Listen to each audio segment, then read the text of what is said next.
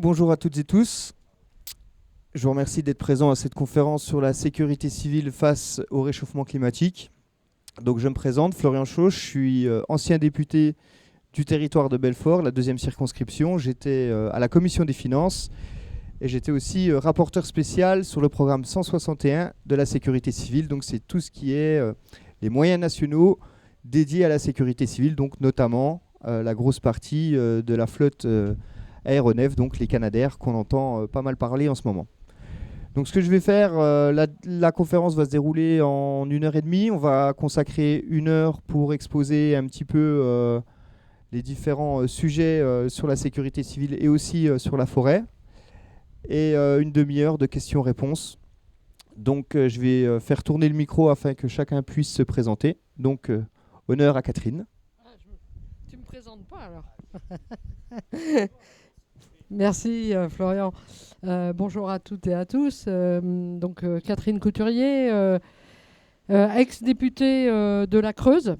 Avec comme Florian, malheureusement, nous avons fait les frais de la montée du RN et nous avons été battus lors de cette élection. Et ça ne nous empêche pas, bien évidemment, de continuer le combat politique et de poursuivre le travail sur lequel nous avions tous les deux travaillé, puisque avec Florian, nous avions été chefs de file sur le texte, le projet de loi de lutte contre les incendies de forêt.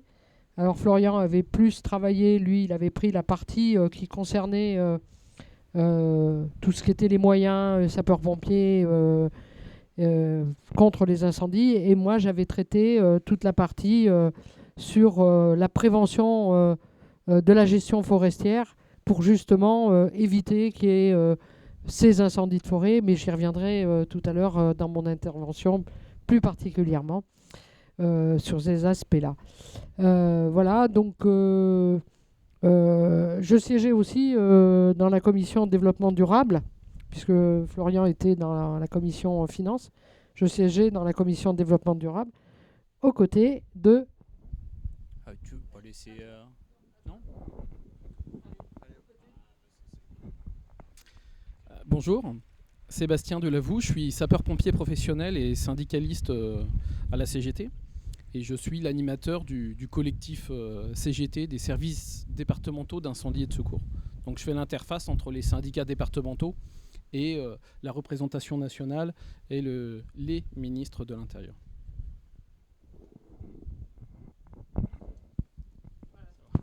Bonjour à toutes et tous. Donc, moi, c'est Sylvain Carrière, député La France Insoumise, Nouveau Front Populaire de l'Hérault.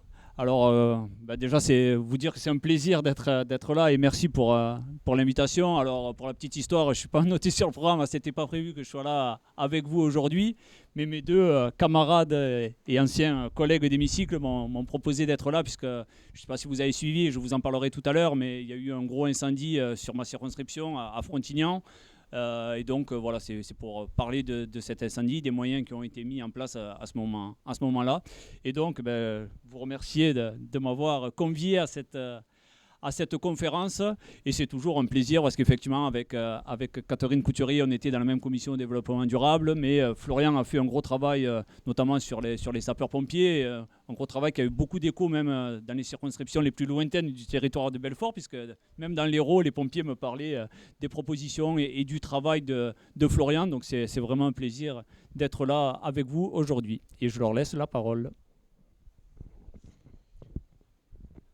Alors dans un premier temps, je vais laisser Catherine intervenir sur tout ce qui est gestion durable de la forêt et prévention, parce que c'est quand même un axe très important sur la lutte contre les incendies. Donc je t'en prie Catherine. Merci Florian. Oui, alors bon, on parle souvent contre les incendies et aussi pour le secours aux personnes. On parle souvent de la capacité aujourd'hui de nos services publics à pouvoir agir pour intervenir et d'avoir les moyens. Bon, on sait très bien qu'aujourd'hui, le développement, et vous l'avez vu, je ne vais pas revenir sur ce qui s'est passé il y a 2 ans sur les grands feux sur la Gironde et la multiplication des incendies de forêt. Et notamment, hein, on avait constaté, puisqu'on avait déjà fait une conférence sur ce sujet-là l'an dernier aux amphis, on avait constaté qu'aujourd'hui, on avait même des incendies de forêt en Bretagne, on avait une multiplication des incendies de forêt. Et donc, ces incendies de forêt, c'est pas comme ça. Voilà, c'est pas seulement celui qui déclenche et qui met une allumette qui déclenche un feu. C'est le constat aussi d'un dérèglement climatique qui, depuis plusieurs années, hein, voilà, ce constat, il est là.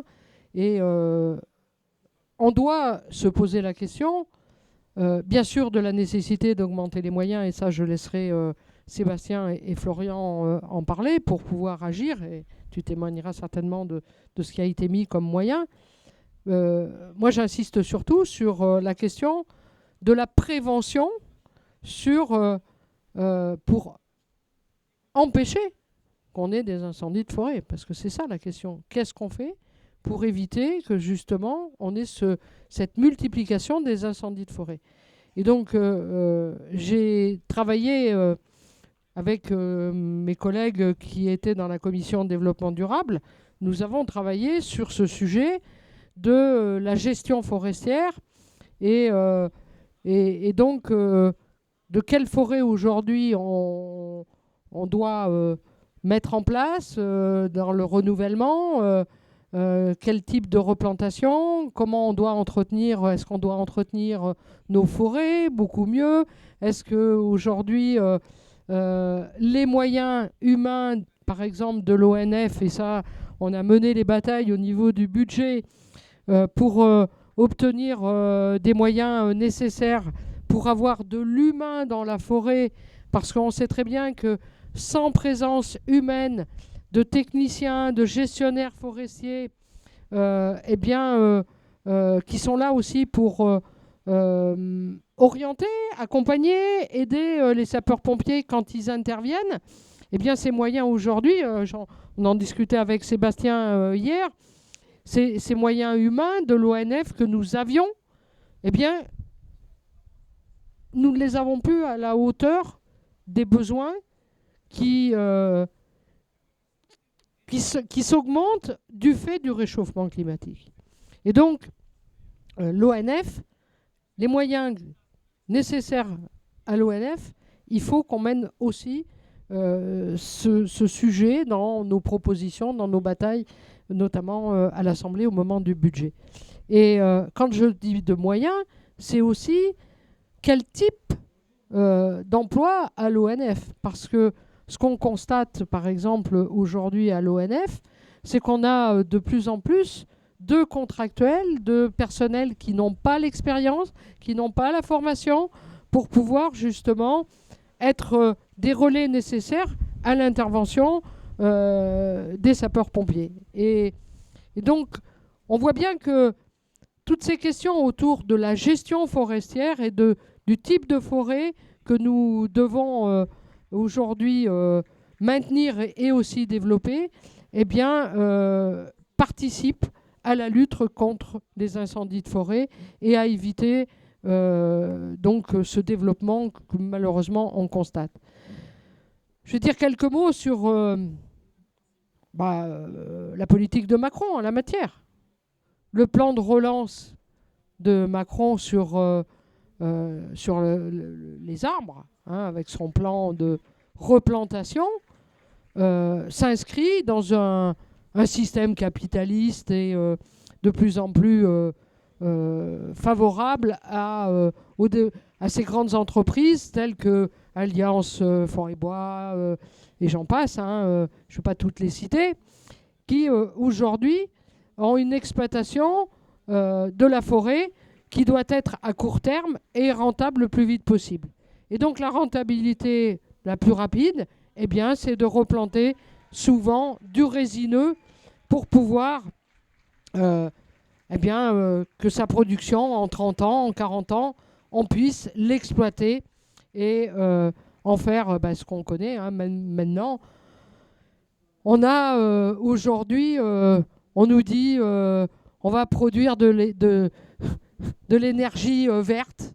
On va jusque même en Guyane produire de l'énergie pour pouvoir mettre dans les fusées et donc une surexploitation de la forêt primaire en Guyane.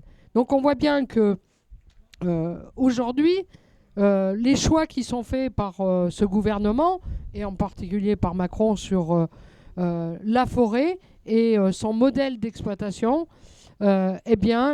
contribuent aussi malheureusement au développement des incendies de forêt. On l'a vu, ça a été criant sur la partie Gironde il y a 2 ans, mais on voit bien aussi aujourd'hui que dans certaines régions, nos arbres, ils sont en faiblesse. On voit bien que les arbres sont en grande difficulté et donc beaucoup plus sensibles au développement des incendies.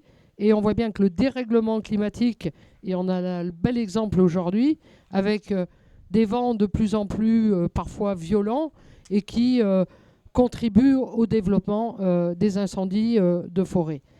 Donc, on ne peut pas traiter la question des moyens d'intervention contre la lutte contre les incendies si on ne se préoccupe pas de la question de la prévention de nos forêts et aussi la prévention aux abords des zones d'habitat.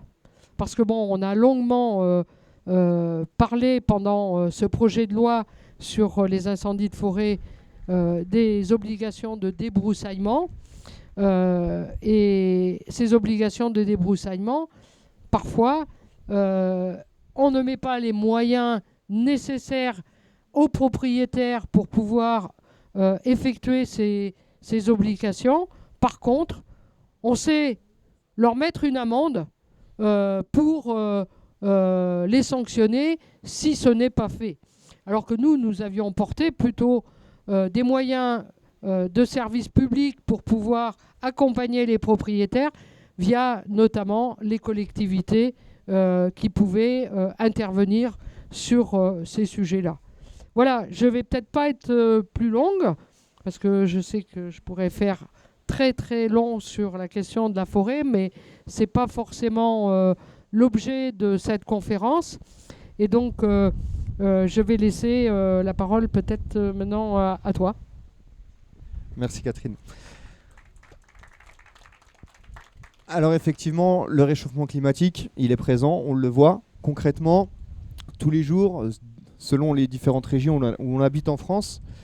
Et au niveau des risques incendies, ça a plusieurs facteurs.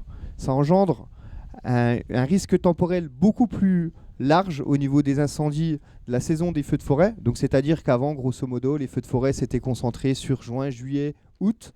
Maintenant, des feux de forêt, il peut y en avoir tout au long de l'année. Et il y a ce risque donc temporel qui augmente, mais aussi le risque géographique. C'est-à-dire que en 2010, c'était un tiers de nos forêts qui étaient susceptibles d'être confrontées à un feu de forêt. Et les prévisions sont qu'en 2050, ça sera la moitié de nos forêts qui seront susceptibles de connaître des feux de forêt. Et on l'a vu en 2022, lorsqu'il y a eu des méga-feux un peu partout, notamment en Gironde, mais il y a eu une saison des feux exceptionnelle. Il y a des incendies qui ont été éteints dans les Vosges.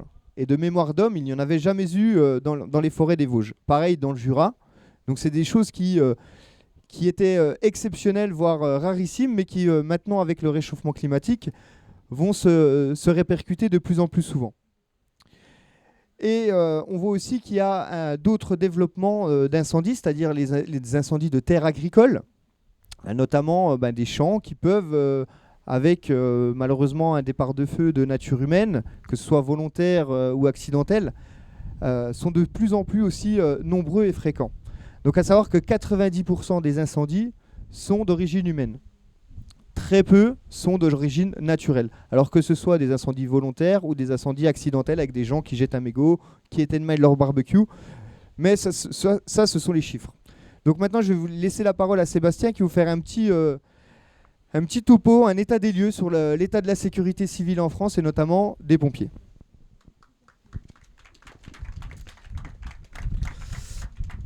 Les pompiers, tout le monde les connaît, tout le monde en a une image. Mais souvent, c'est un monde complexe dont les gens n'ont pas toujours les outils pour pouvoir savoir comment ça fonctionne. Donc je vais essayer de ne pas vous abreuver de chiffres, mais je vous en donner quelques-uns quand même. Donc les sapeurs-pompiers en France, c'est à peu près 250 000 personnes. La particularité de ce service public, c'est que 200 000 d'entre eux sont des gens qui ont une autre activité à côté. C'est les sapeurs-pompiers volontaires. Donc il y a plusieurs statuts. Il y a d'abord des militaires qui sont 12 000 sur des secteurs particuliers. Donc la brigade des sapeurs-pompiers de Paris. Ils sont 8 600, 8 700, un peu moins de 9 000. Il y a le bataillon des marins-pompiers de Marseille qui sont 1 500. Et puis il y a ce qu'on appelle les FORMISC ou la sécurité civile où ils sont 1 400.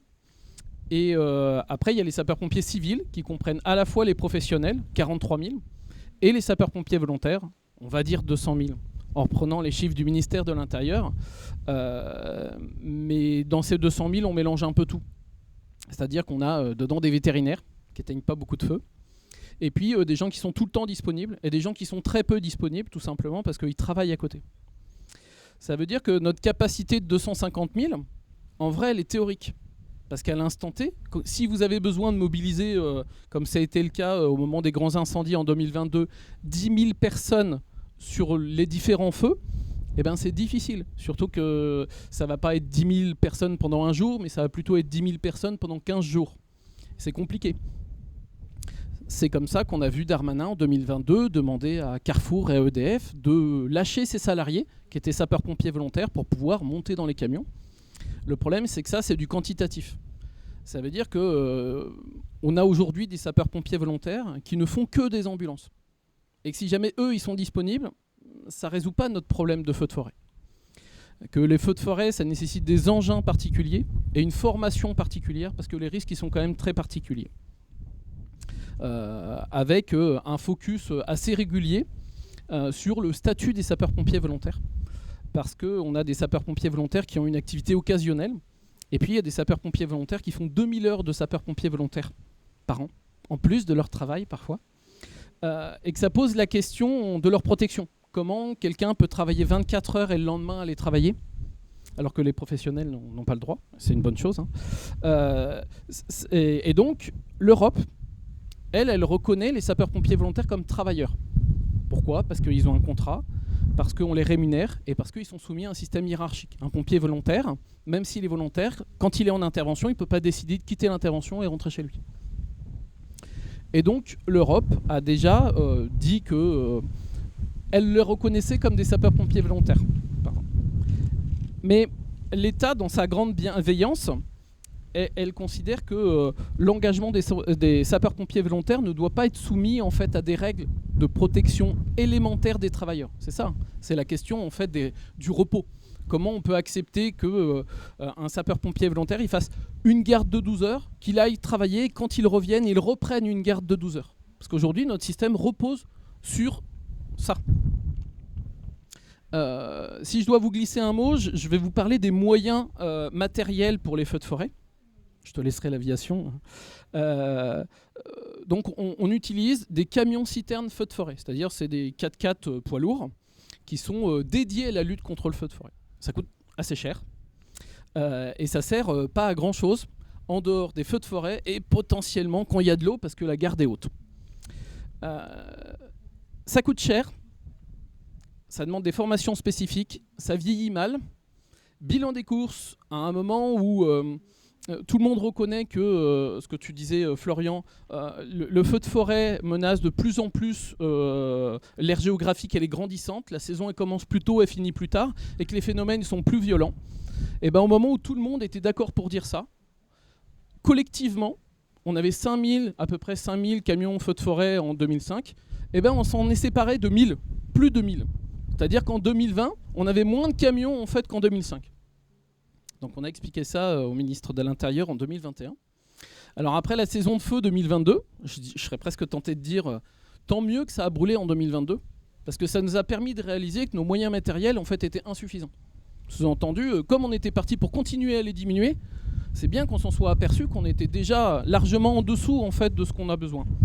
Donc, Monsieur Macron, dans les annonces qu'il a fait en 2022 après la saison feu de forêt, il a annoncé que l'État allait financer 50% de l'achat de 1000 camions.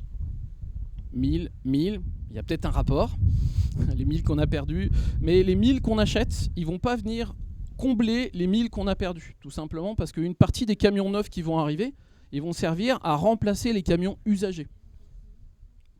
Voilà. Et puis quand on achète 1000 trucs en même temps, le problème c'est que au bout de 10 ans, ils ont tous 10 ans, 1000 en même temps. C'est-à-dire que ce n'est pas une très bonne opération de tout acheter au moment. Au même moment, quand vous avez des détecteurs incendie, vous en mettez dans un établissement, vous en achetez tout. Le moment où vous devez les changer, ça veut dire qu'à un moment, vous n'avez plus de détecteurs incendie parce que vous devez tout changer en même temps. C'est-à-dire en termes de gestion, c'est quand même pas le truc le plus malin. Et puis, je vais, parce qu'on va en parler après, je vais vous parler juste un petit peu du feu de forêt. Le feu de forêt, faut imaginer que le feu, il avance comme un triangle, c'est-à-dire de la pointe, et puis en fait, il s'élargit. Ça veut dire que les côtés, en fait, c'est ce qu'on appelle le flanc. Et la partie la plus virulente, souvent les images qu'on montre avec les fronts de flamme, c'est ce qu'on appelle le front de flamme, c'est donc la partie opposée en fait à la pointe. Eh bien, la flotte aérienne, elle n'éteint pas les feux, mais c'est celle qui permet, quand on a plusieurs appareils en même temps au même endroit, de casser le front de flamme, c'est-à-dire de diminuer cette partie. Et c'est ce qui permet de diviser grandement la superficie brûlée. Parce que si 90%, il y a à peu près 300 000 feux par an,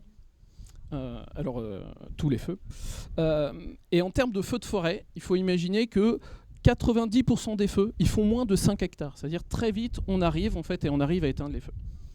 Mais 5% des feux représentent 75% de la partie brûlée. J'illustre. En 2021, avant le feu de Gonfaron dans le Var, il y avait eu 7000 hectares de brûlés dans toute la France. Feu de Gonfaron, ça dure 1 semaine et demie, 7000 hectares de brûlés. C'est-à-dire en 1 semaine et demie, on avait doublé la superficie brûlée sur tout le territoire national. C'est pour dire que quand les feux ils nous échappent, c'est ceux-là en fait qui sont problématiques. C'est pas les feux de tous les jours en fait quand c'est 200 mètres carrés de récolte sur pied qui sont brûlés, ça en fait on sait faire. Mais quand les feux ils sont énormes et que ça demande des moyens colossaux, après qui posent des questions en fait de comment on fait pour nourrir les gens, comment on fait pour les héberger, ça veut dire qu'on a besoin d'essence au milieu de la forêt, on a besoin, voilà, emmener quand on a besoin de millions de mètres cubes au milieu de la forêt, c'est quand même des problèmes logistiques. Il n'y a pas de poteau d'incendie en fait au milieu de la forêt de Tronchet. Donc ça veut dire que ça pose des problèmes logistiques énormes. Et on s'est aperçu en 2022 qu'on était court en tout. Ça veut dire, moi je suis d'Angers, et on s'est aperçu que les pompiers ils ont été nourris et ils ont pu dormir parce que les gens ils ont amené des lits de chez eux. Ils ont amené à manger. Parce que sinon, en fait, je ne sais pas si tous les pompiers auraient pu manger à leur faim sur le chantier. En sachant que quand on engage des gens en feu de forêt, donc on le voit par exemple, on parlera tout à l'heure du feu de Frontignan, ça veut dire qu'il y a des pompiers de Dunkerque qui sont venus peut-être sur le feu de Frontignan.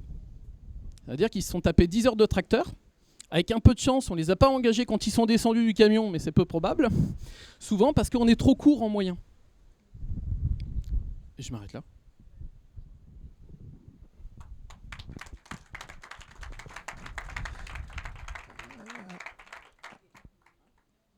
Alors effectivement, la doctrine de la sécurité civile française, c'est l'attaque des feux naissants, donc c'est-à-dire d'essayer de circonscrire les incendies dès leur départ pour qu'ils atteignent moins de 5 hectares. On le voit, et ce qu'il faut aussi préciser, c'est que quand on voit les colonnes de renfort qui descendent dans le sud de la France, c'est pas forcément des pompiers qui vont aller sur les feux de forêt, parce que tous ne sont pas formés. Ça va être aussi parfois des pompiers qui vont faire les opérations courantes pour laisser les pompiers locaux aller sur les feux de forêt. Donc il faut bien se rendre compte que tous nos pompiers ne sont pas formés à lutter contre les incendies des feux de forêt. Et donc là aussi, il y a un enjeu, comme le rappelait Sébastien, de formation de tous nos sapeurs-pompiers, parce que le risque va s'étendre sur tout le territoire. Alors je vais, avant de parler de la partie canadaire, je vais peut-être laisser Sylvain réagir par rapport aux incendies qu'il y a eu sur Frontignan.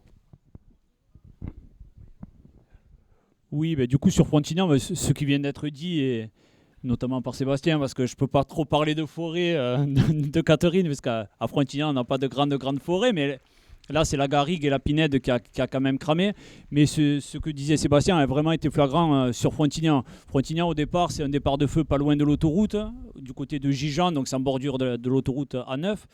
Et au début, la première heure, c'était 20 hectares brûlés, mais ça avançait pas très très vite, sachant que le feu avançait pas très vite pour des raisons, c'est qu'il n'y avait pas d'autres incendies à ce moment-là. Et heureusement, et d'ailleurs c'est ce que disait Sébastien, c'est qu'on est incapable de maîtriser plusieurs feux simultanés.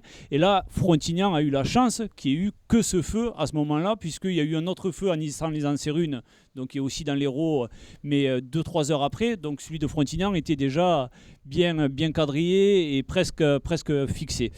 Ça reste un feu qui, du coup, malgré les moyens qui ont été mis en place, et effectivement les moyens aériens, en plus il y a l'étang de Thau à côté, donc les avions faisaient une navette, il y a eu plus de 150 largages en 3 heures, ce qui était, moi je connaissais pas un petit peu, mais apparemment c'est énorme au niveau quantité, parce que ça allait très très vite. Il y avait 5 Canadair, il y avait 4 Dash, il y avait 3 hélicoptères, donc même avec les hélicoptères ils avaient des grosses cuves avec des chaînes pour lancer de l'eau, donc c'est allé très très vite, mais ça a permis que le feu, effectivement, c'est ce que tu disais, un petit peu la forme d'entonnoir, c'est qu'il ne s'est pas étalé d'un côté et de l'autre, il est monté sur la crête. Et là, les pompiers se sont dit, de toute façon, on n'a pas le choix, on l'attend en haut, et quand il va arriver en haut de la crête, on va l'arrêter. Manque de peau, il y avait un vent un petit peu comme ici aujourd'hui, et le feu a sauté les pompiers et s'est retrouvé de l'autre côté de la colline, en descente, donc prise au vent encore plus, et direction la ville de Frontignan. Donc le feu a démarré à 15h, à 18h30, il était question d'évacuer tout le nord de la ville, donc c'était plusieurs milliers de personnes. Donc du coup, ouverture des gymnases et tout ce qui va avec. Heureusement, on n'a pas connu ça. Justement par rapport à ce qu'on disait, que tous les moyens ont été mis, puisque ça a été en quelques heures. Alors quand même, pour la petite histoire, c'était pas évident. Au niveau des élus, au niveau des pompiers et tout ça, c'était quand même le dimanche du week-end du 15 août. Donc pour mobiliser du monde, et effectivement, surtout quand c'est des sapeurs-pompiers volontaires, il faut le temps que tout le monde arrive. Et là, il y a une mobilisation qui a été incroyable au niveau des pompiers, au niveau de tous les services techniques de la mairie, au niveau des élus, vraiment de tout le monde. C'est qu'en quelques heures, on s'est retrouvé avec 600 pompiers sur place. Donc c'était 400 pompiers du département. Et après, c'était des pompiers, effectivement, des Bouches-du-Rhône, de Marseille, de l'Ain. On a eu du monde un petit peu partout qui est resté même quelques jours après l'incendie. Et c'est grâce à ça aussi que l'incendie a pu être maîtrisé, entre guillemets. 357 hectares, c'est déjà beaucoup, mais les habitations et les évacuations n'ont pas eu lieu. Il n'y a eu qu'une habitation qui était dans le massif, qui a, elle, été complètement détruite, mais tout le reste a été maîtrisé.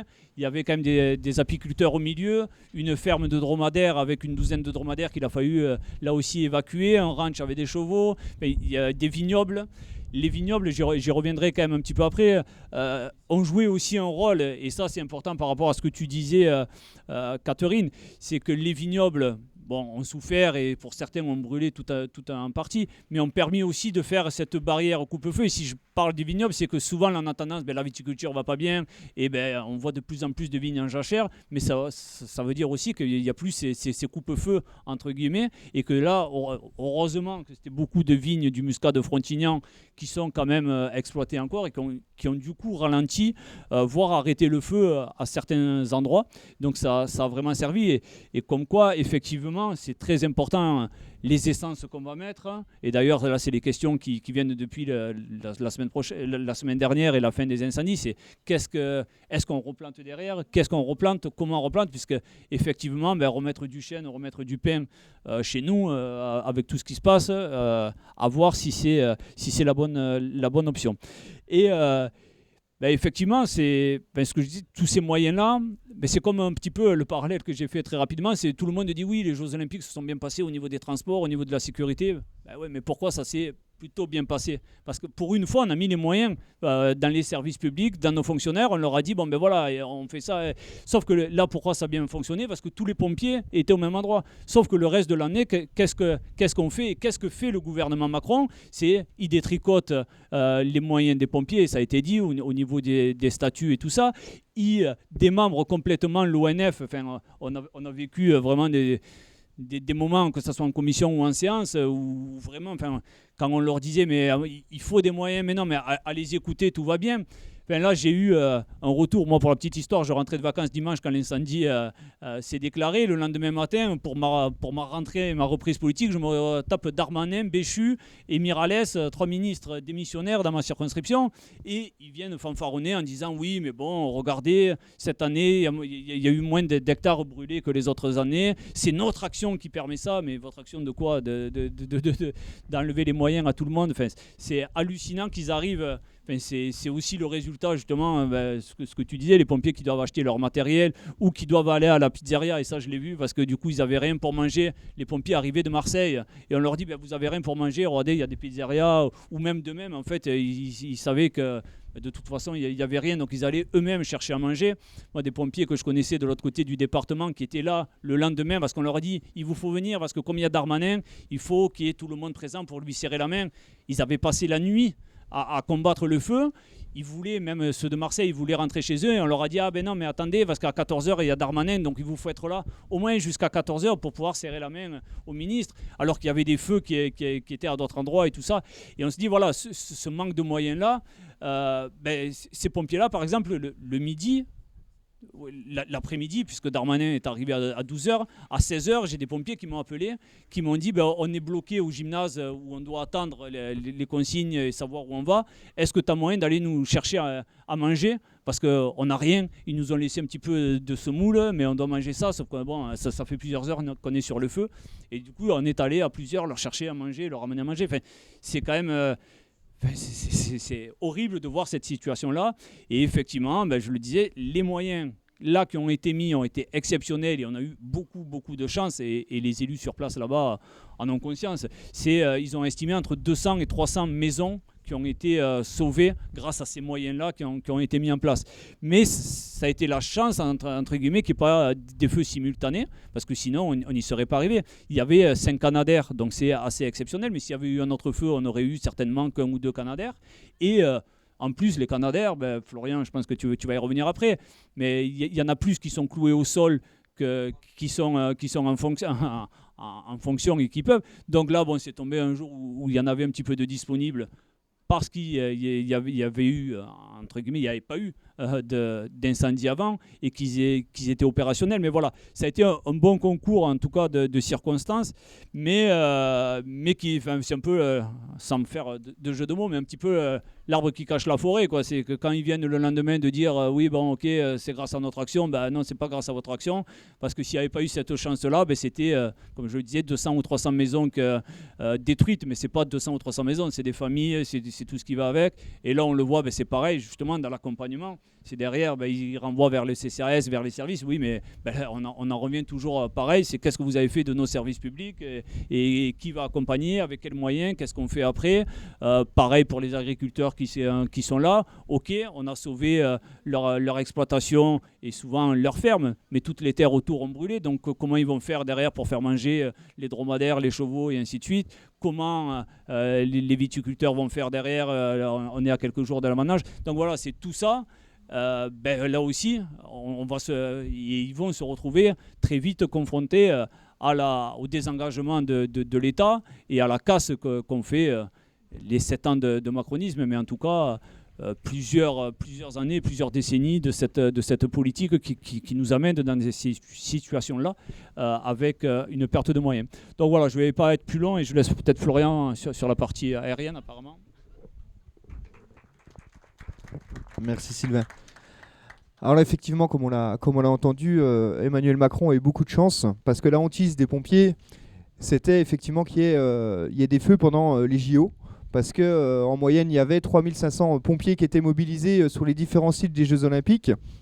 Et donc, si jamais on avait eu une saison des feux comme en 2022, on aurait été bien embêtés pour pouvoir aller éteindre ces feux, car effectivement, on manque de sapeurs-pompiers professionnels, on manque aussi de volontaires, parce que c'est pas parce qu'on a 200 000 volontaires qui sont tous disponibles, et ça dépend de l'engagement de tout à chacun. Il y a des volontaires qui vont faire une journée par mois, d'autres qui vont être 2 à 3 fois par semaine.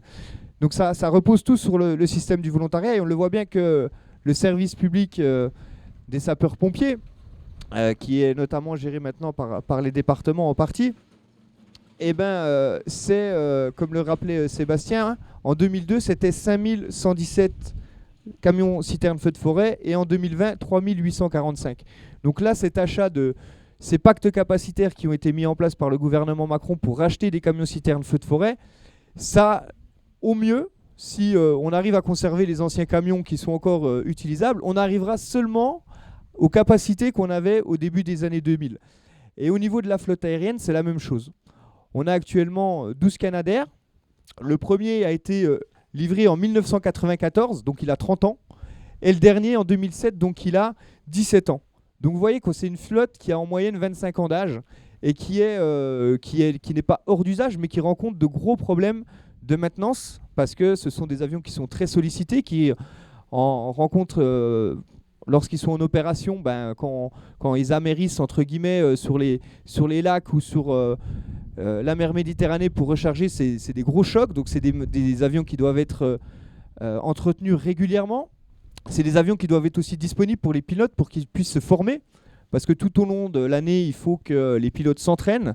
C'est parce que ce sont des vols qui sont très dangereux, à basse altitude, entre les arbres, les lignes électriques, les collines. Et donc en fait, on voit qu'il n'y a eu aucune anticipation, aucune planification de la part de l'État sur le domaine de la sécurité civile, que ce soit sur les camions citernes feux de forêt. On a attendu 2022 des méga-feux pour prendre conscience qu'effectivement, on avait moins de camions de citernes feux de forêt. On a attendu 2022 avec tous ces incendies pour dire la flotte aérienne, effectivement, il faudrait peut-être penser à la renouveler. Donc les annonces d'Emmanuel Macron en 2022, j'étais présent à l'Élysée lorsqu'il a fait ces annonces. Il avait invité les députés, je me souviens que j'étais avec Sébastien Rome, député de l'Hérault, de l'Hérault ? Oui, c'est ça, qui était venu aussi parce qu'il avait été concerné par les incendies. Et donc de belles promesses ont été faites à ce moment-là en disant voilà, la flotte de Canadair va être renouvelée d'ici la fin du mandat, donc 2027. Alors ce qu'il faut savoir déjà, c'est que la flotte de Canadair, il n'y a qu'un fabricant qui existe à l'heure actuelle, c'est de Havilland, qui sont donc c'est des Canadiens, mais qui ne construisaient plus de Canadair depuis, je crois, 2015, il me semble. Parce que c'est un marché de niche. C'est-à-dire que en tout et pour tout, il doit y avoir 200 Canadair qui volent dans le monde. Et donc, vu que c'est un industriel, puis ils sont là pour faire du business, il n'y avait plus de commandes, donc ils ont arrêté la production. Donc lorsque Emmanuel Macron a dit on va renouveler la flotte de Canadair, ceux qui suivent un petit peu les dossiers, ils se sont dit ça va être compliqué. Parce que là, il va falloir relancer une usine, une production, il y a des tests à effectuer, il y a des normes à avoir, des certificats à avoir. Et donc tout ça, ça prend du temps. Et donc moi j'avais rencontré, lors d'un déplacement, j'étais allé à la base aérienne de Nîmes-Garons, voir notamment les Canadair et les hélicoptères de la sécurité civile. Et les pilotes, le syndicat des pilotes qui alertent en ce moment dans la presse du manque de disponibilité des Canadair, me disaient on les aura jamais avant 2027. Au plus tôt 2030. Et encore, ça va être au compte-gouttes. Parce que là, on en a 4 de commandés, 4 nouveaux Canadair, dont 2 qui sont payés par les fonds européens. Et sur les premiers Canadair, je crois qu'on doit être 7e, c'est ça ? Le premier Canadair, on est dans les, on est le 7e, le 7e avion produit reviendra pour la France. Donc vous voyez, on est encore loin d'avoir les moyens aériens nécessaires. Donc tout ça, ça va prendre du temps. Et on a une flotte aérienne qui est vieillissante. On a aussi, alors un Canadair, ça balance de l'eau, pour ceux qui ne savent pas. C'est 6 tonnes d'eau qui sont rechargées en 12 secondes sur un plan d'eau. On a aussi des Dash, donc ça ce sont des avions à plus grosse capacité. C'est 10 tonnes d'eau, ou 8 tonnes d'eau. Mais là c'est du produit retardant. Et là on en a 8, on a 8 Dash, dont 2 d'occasion qui sont aussi très âgés et qui commencent à avoir de gros problèmes de maintenance. Et on a aussi des Beechcraft, alors ça c'est des petits avions, mais qui sont là pour coordonner les moyens terrestres et aériens, donc qui ne servent pas à éteindre les incendies. Et donc tous ces moyens aériens sont vieillissants, et quand Darmanin... oui, les Beechcraft, oui, ils sont hyper vieux, c'est des trucs, on se demande comment ils arrivent encore à les faire voler, mais voilà, ils ont 60 ans, donc, mais ça vole, pour le moment. Et donc ça c'est nos moyens aériens. Et donc en fait, le fait de renouveler la flotte de Canadair, hypothétiquement dans les années à venir, on aura toujours le même nombre d'avions. C'est-à-dire que la flotte aérienne, elle ne va pas être adaptée au changement climatique. Comme je vous ai dit, l'extension du risque temporel, l'extension du risque géographique fait qu'on va revenir, que ce soit au niveau des camions-citernes feux de forêt ou que ce soit au niveau des Canadair, à ce qu'on avait au niveau des Canadair dans les années 80, quand ils étaient tous plus ou moins disponibles, et à ce qu'on a dans les années 90, pardon, et à ce qu'on avait en CCF dans les années 2000. Donc en fait, on refait juste une mise à niveau par rapport à tout ce qu'on a perdu ces dernières années. Et en aucun cas, on ne redimensionne nos moyens de lutte contre les feux de forêt par rapport au risque du changement climatique. Ce qu'il faut savoir aussi, c'est que les Canadair, quand on dit les Canadair, on en a 12 sur le papier, en théorie, et c'est rare qu'ils volent tous les 12. Parce que déjà, en hiver, il y a les grandes révisions qui sont faites pour qu'ils soient prêts pour la saison des feux. Entre-temps, il y a des périodes d'entraînement, ça tombe en panne. Les pièces détachées sont très difficiles à avoir parce que c'est des avions qui ont 25 ans de moyenne d'âge, il n'y a plus de production, donc c'est très difficile à réparer. Mais pour qu'un Canadair il soit efficace, il faut que ça vole en Noria, c'est-à-dire que c'est des Noria de 3 ou 4 appareils qui attaquent les feux. Alors quand on vous dit on a 12 Canadair, en fait oui, mais déjà ça veut dire que si on a la flotte au complet, on peut aller sur 3 ou 4 feux en fonction du nombre d'avions qu'on envoie. Si on en a déjà la moitié, ça fait plus que 2 feux. Et là quand on en a 3 ou 4 de disponibles, on peut aller en fait que sur un feu. Sinon si on envoie un Canadair, c'est pas efficace, parce qu'il passe en fait à tour de rôle larguer l'eau sur l'incendie. Donc tout ça, il faut remettre en perspective par rapport aussi à l'utilisation qu'on en a. Donc 12, ça paraît beaucoup, mais au final, ça permet de lutter que contre 3 ou 4 feux simultanément. À savoir qu'on a toujours des Canadair aussi qui sont prédispositionnés en Corse, parce que la Corse est souvent aussi soumise aux incendies des feux de forêt. Et donc les moyens aériens ne sont plus du tout adaptés au changement climatique. Et les Dash, on en positionne dans les DOM. Et les Dash, ce sont des avions de plus grosse capacité, mais eux qui larguent du produit retardant, et donc qui sont là pour en fait limiter la propagation du feu, mais qui ne sont pas là pour éteindre le feu. Et donc ces Dash, on doit les recharger sur des aérodromes avec des pompiers qui sont formés. Et il y a 22 pélicandromes, ce qu'on appelle des pélicandromes en France, disséminés un peu partout en France, pour accueillir ces avions. Ils peuvent aussi normalement recharger les Canadair en eau, mais ça se fait très rarement. Et donc les Dash, il y en a 8. Alors il y en a 6 qui sont récents, 2 qui sont très anciens. Et les pélicandromes, ils ne sont pas tous en état de fonctionner. Il y a des syndicats de pompiers qui nous alertaient sur des pélicandromes qui sont en très mauvais état et qui ne sont carrément plus utilisables. Et donc, tout le travail qui a été fait au niveau de la sécurité civile, c'est d'alerter le gouvernement sur l'entretien des pélicandromes, de dire attention, les pélicandromes qui ne sont pas forcément très utilisés, il faut quand même qu'ils soient en possibilité de pouvoir être actionnés parce que le risque incendie évolue sur toute la France. Il faut avoir aussi des Dash qui soient entretenus et qui puissent voler par tous les temps. Et donc tout ça, c'est des alertes qui ont été lancées tout au long du mandat et qui n'ont pas été écoutées par le ministre de l'Intérieur et le président de la République. Et du fait, maintenant, ce qu'on entend dans la presse au niveau des syndicats de sapeurs-pompiers, des pilotes, qui se plaignent du manque de disponibilité des avions. On a proposé aussi d'avoir des moyens de substitution parce qu'il faut savoir que tous les ans, l'État loue des hélicoptères et loue des petits avions, ce qu'on appelle des air tractors. Tout ça, ça a un coût d'environ entre 20 et 30 millions d'euros par an selon le nombre d'appareils qui est loué. Et donc moi j'avais plaidé à ce moment-là pour que l'État, au lieu de dépenser des millions chaque année dans la location, investisse dans du matériel complémentaire, parce que le Canadair, on ne peut pas le remplacer, mais acheter des hélicoptères super lourds, type Super Puma, c'est ce qu'a l'armée, qui permet de mettre ce qu'on appelle des Bambi Buckets, c'est des genres de gros seaux où les hélicoptères qui pendent sous l'hélicoptère, et l'hélicoptère va dans un plan d'eau, dans une piscine rechargée, et après ça permet de larguer 4 tonnes d'eau. Et ces hélicoptères aussi, on aurait pu les utiliser pour d'autres situations de la sécurité civile. C'est-à-dire qu'on parle du risque incendie, mais le dérèglement climatique, c'est aussi des inondations, c'est aussi des tempêtes, c'est tout ce qu'on voit maintenant de plus en plus régulièrement à travers la télé, quand on voit dans le sud de la France, les inondations qui touchent régulièrement certaines régions. Et donc ces hélicoptères, ils peuvent servir à évacuer la population, à transporter des personnels de la sécurité civile sur les lieux où il y a des catastrophes naturelles, mais aussi sur les incendies, à prépositionner des soldats sur une crête pour attaquer un feu. Donc tout ça, c'est des moyens complémentaires qu'on a demandé à ce que le gouvernement investisse, parce qu'on sait très bien que les Canadair ne pourront pas être remplacés tout de suite. Et donc plus on attend, parce que là, quand je vous dis 25 ans de moyenne d'âge, ça veut dire que si les premiers arrivent en 2030, ils auront 30 ans de moyenne d'âge. Donc ça veut dire qu'ils seront encore moins disponibles, encore plus en maintenance. Donc tout ça, c'est un cercle vicieux. Et en fait, le problème, c'est qu'il n'y a eu aucune planification, anticipation de la part du gouvernement et des précédents sur la sécurité civile. Parce que la sécurité civile fait partie de ce qu'on appelle dans le PLF, dans le projet de loi de finances, la mission sécurité qui regroupe la gendarmerie et la police.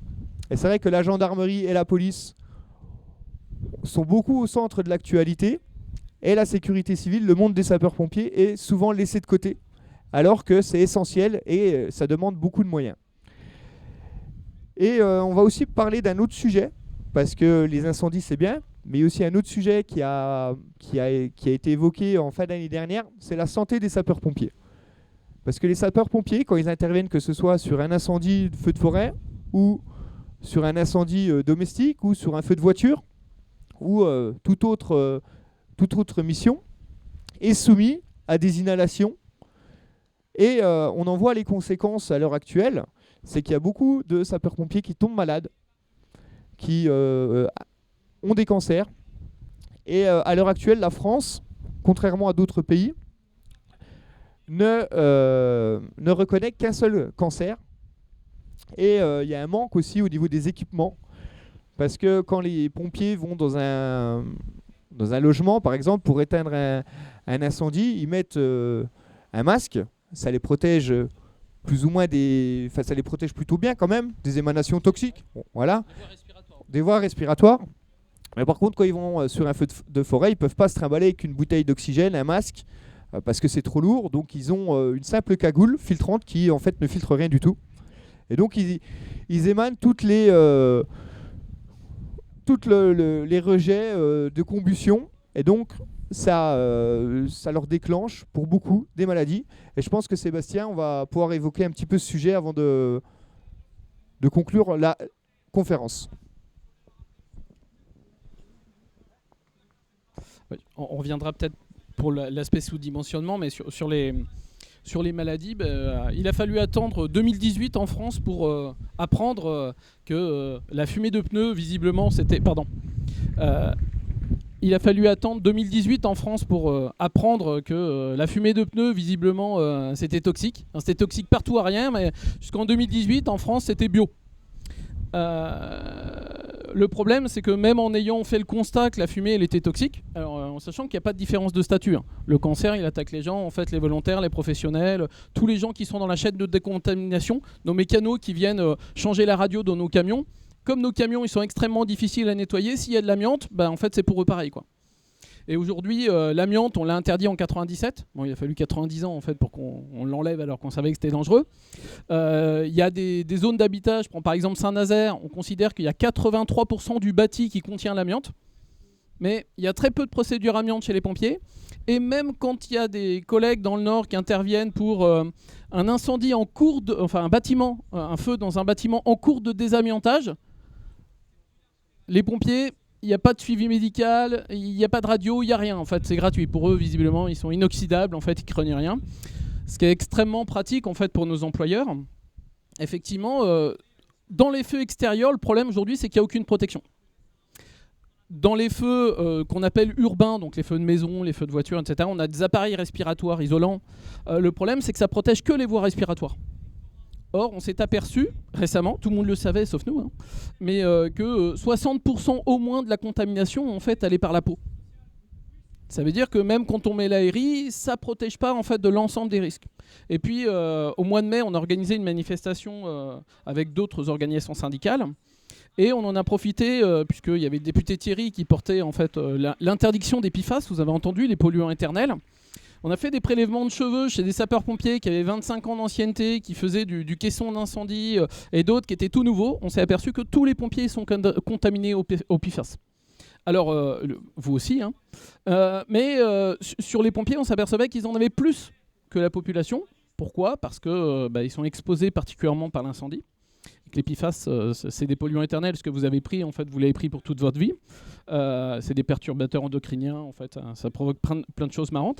Et la particularité, c'est que même si demain on interdit partout les PFAS, on nous explique qu'on en a déjà dans nos tenues et qu'on ne sait pas faire sans, donc il va falloir faire avec.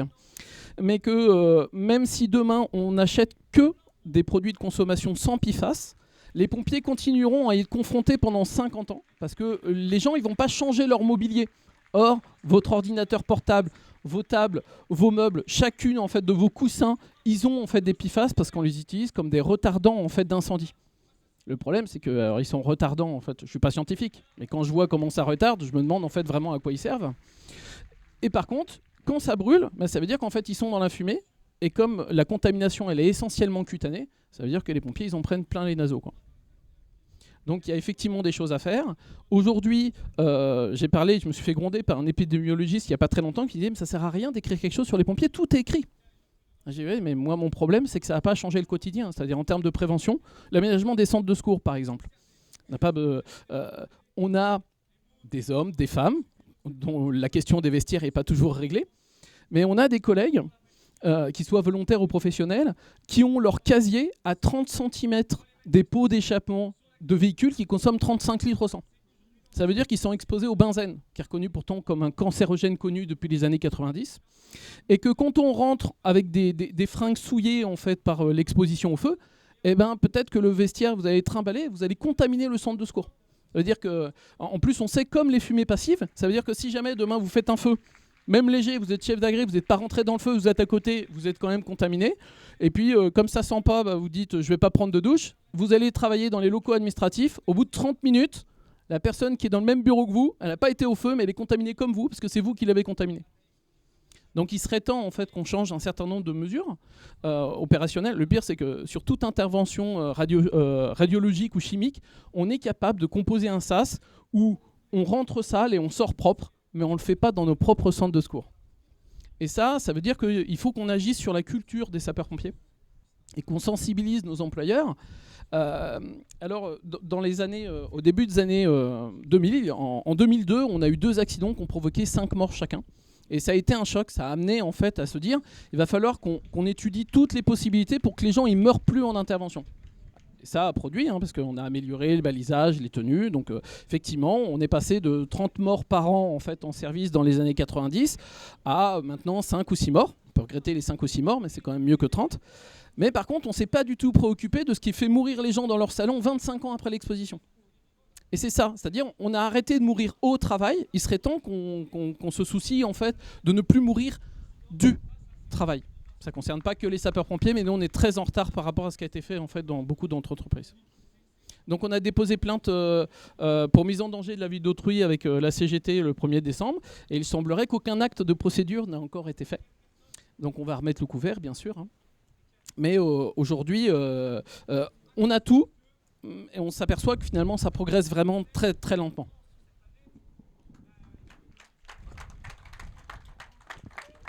Suite à ce sujet sur la santé des sapeurs-pompiers, il y avait eu un documentaire qui avait été diffusé, je crois, fin d'année dernière, par l'équipe début d'année, par l'équipe Vert de Rage. C'était la contamination à petit feu. Et j'avais organisé la... Ah, ils ont... Bon. Donc, c'était... Ça a été déprogrammé, d'accord. L'équipe, ouais, ok. Donc ils avaient fait un très beau reportage que je pense que vous pourrez retrouver sur internet, où ils expliquaient bien tous ces retardateurs de flammes qui sont dans nos objets du quotidien et qui contaminent la santé des sapeurs-pompiers. Et j'avais organisé en début d'année une diffusion à l'Assemblée nationale pour sensibiliser les parlementaires justement sur ce sujet de la santé des sapeurs-pompiers. Je me rappelle, Catherine était venue assister à la projection. Et c'est vrai que c'était très important parce qu'on ne se rend pas compte en fait à quoi ils sont soumis au quotidien lors de leurs interventions. Et j'avais pu réaliser quelques semaines avant la dissolution, une proposition de résolution qui avait été co-signée par Catherine et tout le groupe de la France Insoumise, et notamment des députés de tous les groupes parlementaires, à l'exception des Républicains et du Rassemblement national. Donc c'était un sujet qui était amené à être porté prochainement à l'Assemblée nationale. Et donc c'est un sujet dont il faut saisir parce que, comme on le dit, les pompiers, si on ne prend pas soin des gens qui prennent soin de nous, comment on va faire ? Ils sont confrontés à beaucoup de difficultés déjà lors de leurs interventions. Enfin, je veux dire, c'est pas évident d'aller sur un accident de la route ou d'aller secourir des gens, des fois chez eux, de voir les conditions de vie de certaines personnes, d'aller combattre les incendies. Et donc, il est important de leur apporter un soutien psychologique et un soutien aussi au niveau de la santé. Et notamment, dans cette proposition de résolution, il y avait la reconnaissance des différents types de cancers.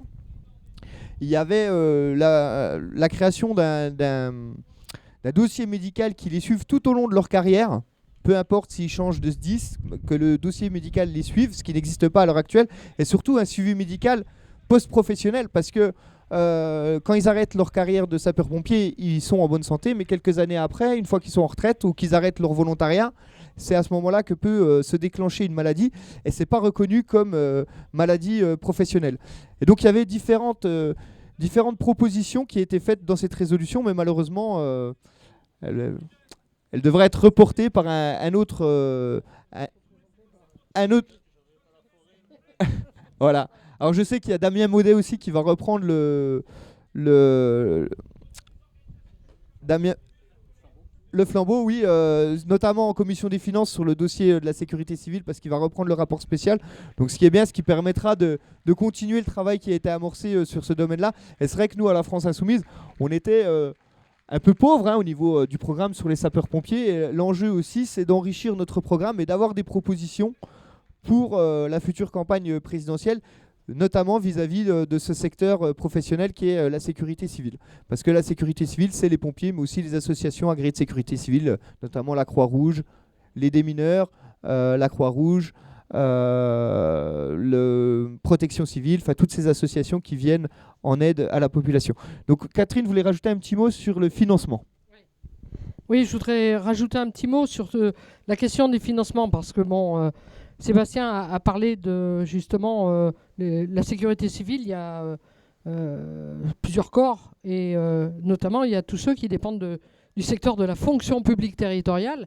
Et puisque vous le savez que le financement des SDIS, c'est les départements et les communes qui participent avec leurs cotisations au financement des SDIS, et donc forcément la question des moyens en matériel. Et je vais faire le lien avec ce que vous avez abordé sur la question notamment de la prévention des sapeurs-pompiers. Tu as parlé de l'aménagement des locaux pour pouvoir répondre aux questions de prévention de santé. Eh bien aujourd'hui, malheureusement, les collectivités territoriales, là une fois de plus, avec les politiques de Macron menées, on voit bien que les collectivités territoriales sont étranglées financièrement et que, bien sûr, les SDIS et l'aménagement des locaux et la question de l'acquisition du matériel s'en ressent. Et on voit bien aussi que dans nos territoires, et je pense en particulier territoires comme le mien, très rural, où nous avions des casernes, avec aujourd'hui, c'est de moins en moins de volontaires, et Sébastien l'a dit, la difficulté d'avoir un recrutement des sapeurs-pompiers volontaires.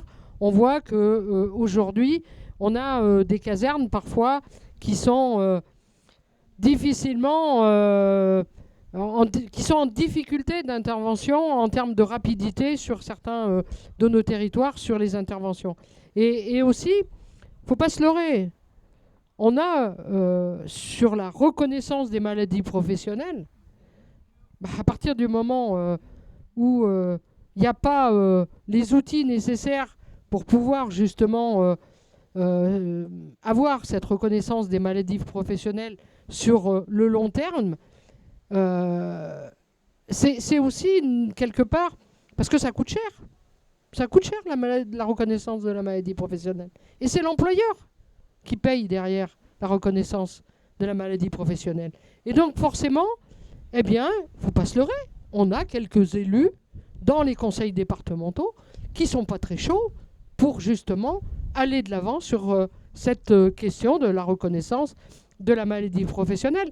Et donc je vais faire le lien avec l'enjeu qui va venir dans les années à venir, sur les élections, notamment dans les élections municipales et les intercommunalités qui aussi ont un rôle très important dans la capacité des moyens financiers pour les SDIS. Comme l'a dit Catherine, en fait, les pompiers, un général, il avait fait un colonel avait fait un rapport, le rapport Pourny, alors je ne sais plus l'année exacte, 2003, où il disait qu'il fallait faire une enquête épidémiologique par rapport aux sapeurs-pompiers. Et ça n'a jamais été fait. Et en fait, c'est simple, quand on ne cherche pas, on ne trouve pas. Donc quand on ne trouve pas, il n'y a rien et ça ne coûte pas cher. Donc c'est ça, en fait, c'est juste une histoire budgétaire. Parce que fournir des cagoules filtrantes, il existe maintenant des cagoules filtrantes qui filtrent 70-80% des matières toxiques.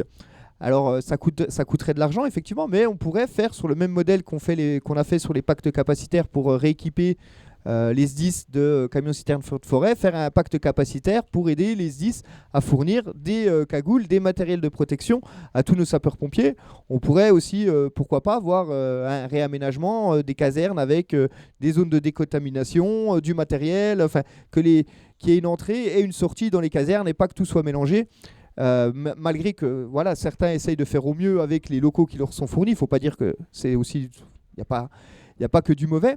Mais tout ça, ça coûte de l'argent et donc je pense qu'ils essayent de mettre un petit peu ça sous le tapis parce que le jour où on va vraiment s'attaquer aux maladies professionnelles que rencontrent les sapeurs-pompiers, effectivement, il va falloir revoir tout le processus et tout ça, ça va coûter de l'argent aux collectivités, à l'État et malheureusement, personne ne veut mettre la main à la poche. Donc, est-ce que vous avez quelque chose à rajouter avant qu'on fasse un petit... Pour expliquer en fait pourquoi on parle de sous-dimensionnement, on a parlé des personnels. Donc il faut plus de professionnels. On a parlé des camions, mais il y a aussi d'autres choses qui ne se voient pas, mais dont on a besoin. Par exemple, le réseau radio. C'est-à-dire qu'il y a des départements extrêmement ruraux, on ne peut pas compter sur les téléphones portables parce qu'il y a des zones blanches. Le réseau radio, on a un réseau dédié qui s'appelle aujourd'hui Antares, et puis on a de nouveaux outils, ça coûte très cher à déployer. Mais il faut imaginer par exemple que ce qui s'est passé dans la vallée de la Vésubie. Donc vous arrivez, il n'y a plus de route, il n'y a plus rien. Quand vous n'avez pas d'hélicoptère, vous êtes confronté, il y a une rivière de 20 mètres, en fait, vous ne pouvez pas passer. Et donc les gens, il faut faire 6 heures en fait, de détour de l'autre côté. Donc les hélicos, c'est quand même extrêmement important. Mais quand vous y êtes, des fois, vous ne pouvez pas dire ce que vous faites, ce que vous avez, parce que vous n'avez pas. Il n'y a plus de réseau téléphonique. Quand il n'y a plus rien, en fait, il n'y a plus de réseau radio parce qu'il n'y a plus rien. Aujourd'hui, on a besoin en fait, de ce qu'on appelle de bulles de communication. C'est-à-dire, en fait, donc, composer une cellule, le RAID fait ça, ils ont ça. Il faudrait que les pompiers ils soient tous dotés de ça pour qu'à l'échelle d'un département, on soit capable de fabriquer, enfin d'avoir, on fait voler un ballon et puis comme ça on a une bulle de communication, on peut communiquer avec l'extérieur. Ça veut dire que les hélicos, ça permet aussi de déposer en fait, du matériel lourd. Et je vais vous donner des exemples, mais aujourd'hui, des drones, on a besoin de drones, mais pas des drones qui s'achètent à 2500 € sur l'étagère. On a besoin de drones un peu costauds, non pas pour faire du déport, mais avec des caméras thermiques. Parce que sur le feu, par exemple, quand le feu, c'est plus un feu de forêt. Alors, c'est pratique pour le feu de forêt, mais quand le feu, il est dans la tourbe, d'ailleurs, on le voit pas. Et qu'il va ressortir 100 mètres plus loin avec une caméra thermique, ça permet de voir où est le feu, alors que quand on y est physiquement, en fait, voilà. Il y a des choses à développer, mais qui nécessitent de s'adjoindre, pas que ce soit les pompiers qui le fassent, mais qu'avec des chercheurs, on développe des produits qui correspondent à nos besoins. Pour ça, plutôt que les gens ils achètent des super drones qui ne leur servent pas, qu'on développe des produits qui correspondent à nos besoins, comme a pu le faire la gendarmerie depuis 20 ans, en fait, ou de l'armée, etc. Et ça nécessite d'avoir une vision, une vraie stratégie qui soit portée en fait par le national. Il y a aussi aujourd'hui de nouvelles technologies auxquelles on est confronté, par exemple les batteries au lithium, qui quand elles sont emballées, on a du mal à éteindre les voitures batteries au lithium. Donc ce que fait la brigade des sapeurs-pompiers de Paris, c'est qu'elle pousse la voiture dans un conteneur et elle remplit d'eau et elle attend entre 24 et 72 heures. Parce que si jamais ça arrive chez toi, je suis pas sûr qu'ils aient le bon robot pour pousser la voiture dans le bon camion. Voilà. Donc aujourd'hui, on manque très clairement d'ambition. Et si on prend par exemple la tempête de 99, il faut imaginer que quand on est sur un gros chantier, que ça va durer longtemps, des fois, on n'a pas suffisamment d'électricité. Donc qu'est-ce qu'on fait ? On demande à EDF qui a des super générateurs, mais qu'ils en ont moins qu'avant. Ils sont moins réactifs qu'avant parce qu'ils ont moins de moyens, et que si jamais c'est la tempête, nos besoins, ils passeront en fait en 72e position parce qu'ils auront leurs propres besoins à combler. Ça veut dire qu'aujourd'hui, on a besoin d'être plus indépendant pour qu'au moment, nous, notre capacité, c'est l'inverse de l'armée. C'est-à-dire, nous, on monte très vite en puissance, mais on ne tient pas très longtemps. L'armée, c'est l'inverse. Ils vont monter doucement, mais ils sont capables de tenir très longtemps. Eh ben, on a besoin d'avoir un peu plus d'autonomie, c'est-à-dire sur des générateurs, pour pouvoir pas être dépendant. Enfin, sur les feux de forêt, il y a des endroits en fait, où on n'arrivait même pas, on n'avait pas de plan. On n'avait pas de plan. Et puis quand on a eu des plans, on s'est aperçu qu'on ne pouvait pas les imprimer. Soit parce qu'on n'avait pas d'électricité, soit parce qu'on n'avait pas les bonnes imprimantes. C'est-à-dire, on fonctionne un peu comme des sabotiers d'il y a longtemps. Et il serait temps, au regard de la montée des risques, que nous, on ait les moyens qui puissent répondre aux risques. Voilà.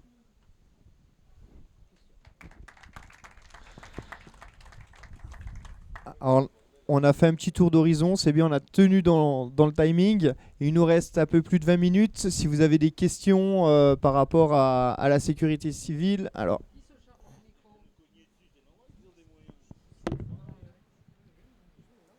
Oui.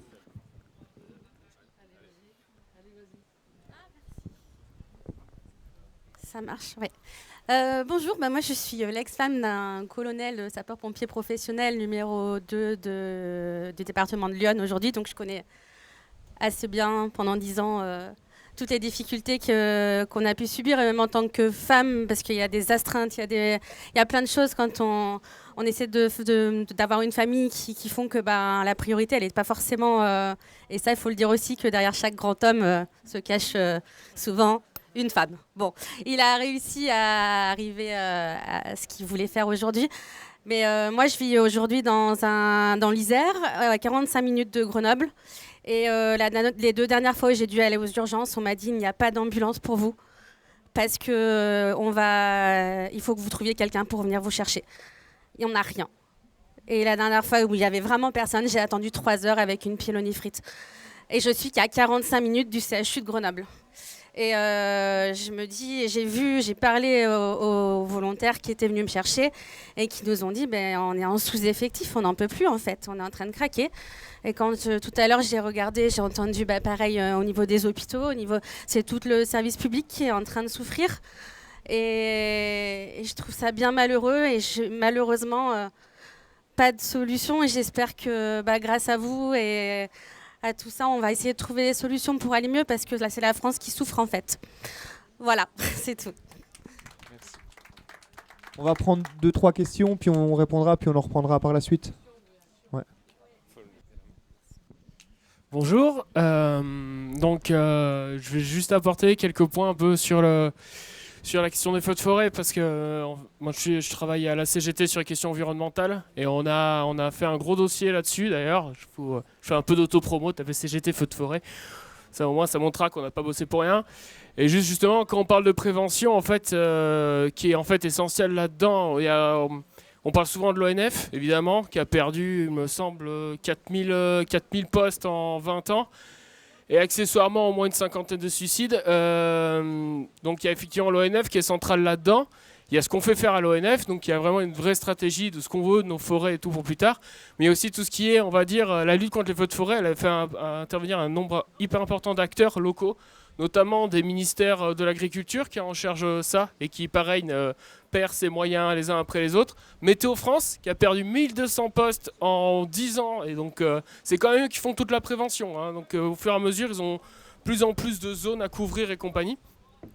Et ça s'arrange pas. Hein. Vous parlez des batailles que vous aviez menées sur le budget pour obtenir des postes et tout. Je me souviens de la colère noire que j'ai pété quand j'ai vu le budget 2023 et qu'ils annonçaient 10 nouveaux postes pour Météo France. C'est génial, on vient d'en perdre 1200. Et en fait, tout ça, ça montre aussi, je développe pas sur les pompiers, Sébastien l'a déjà assez fait, mais en fait, globalement, sur la non prise en compte de l'adaptation au réchauffement climatique en fait, qu'on a en France, dans ce pays. Et que ce soit là-dessus ou soit autre chose, on l'a vu avec les inondations dans le Nord-Pas-de-Calais ou aussi ce qui avait pu se passer justement dans la vallée de la Roya et tout ça. Et globalement sur les feux de forêt, ça parle beaucoup, mais en fait ça bricole.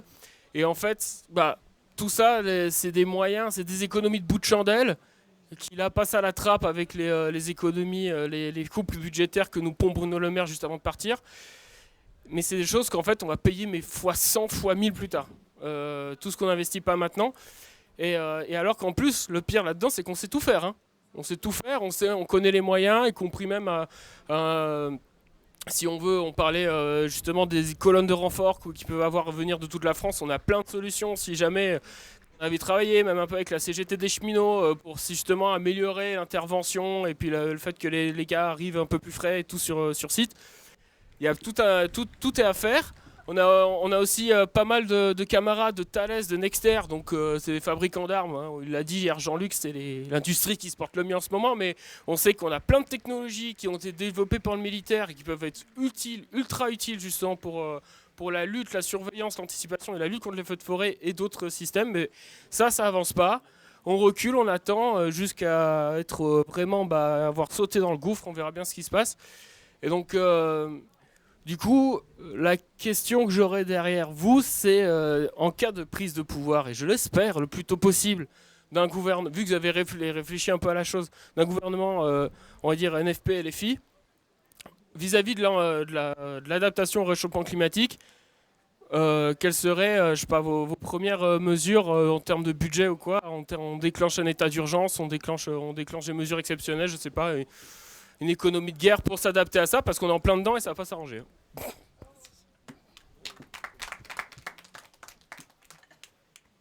Oui, bonjour. Moi, j'habite dans le Var, à Toulon, donc les feux de forêt, on connaît. Merci aux pompiers qui ont sauvé ma maison en 1999.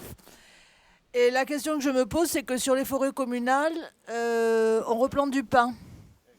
On replante exclusivement du pin qui va flamber. Alors donc là, il n'y a pas de visée économique. Donc j'aimerais savoir s'il y a des études qui ont été faites sur quoi replanter en fonction des feux et en fonction du réchauffement climatique. Parce qu'il me semble qu'il y a quand même pas mal d'essences qui pourraient protéger les forêts plus efficacement que le pin. Voilà.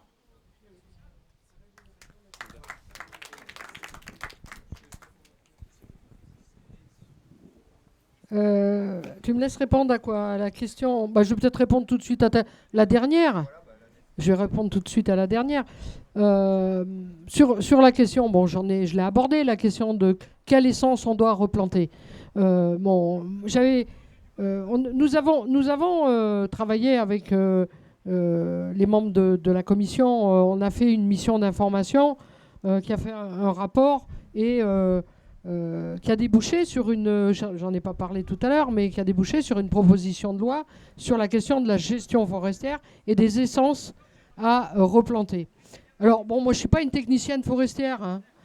Donc les essences à replanter, il faut qu'on s'appuie sur justement aujourd'hui la recherche, mais pratiquement tous les scientifiques nous disent qu'aujourd'hui le meilleur moyen pour lutter contre les incendies, pour préserver nos forêts, alors ça ne veut pas dire qu'il ne faut pas les exploiter, nos forêts, mais la régénération naturelle, au regard du réchauffement climatique, est aujourd'hui la meilleure solution pour permettre aux essences de s'adapter justement à ce réchauffement climatique. Alors oui, il y a des essences.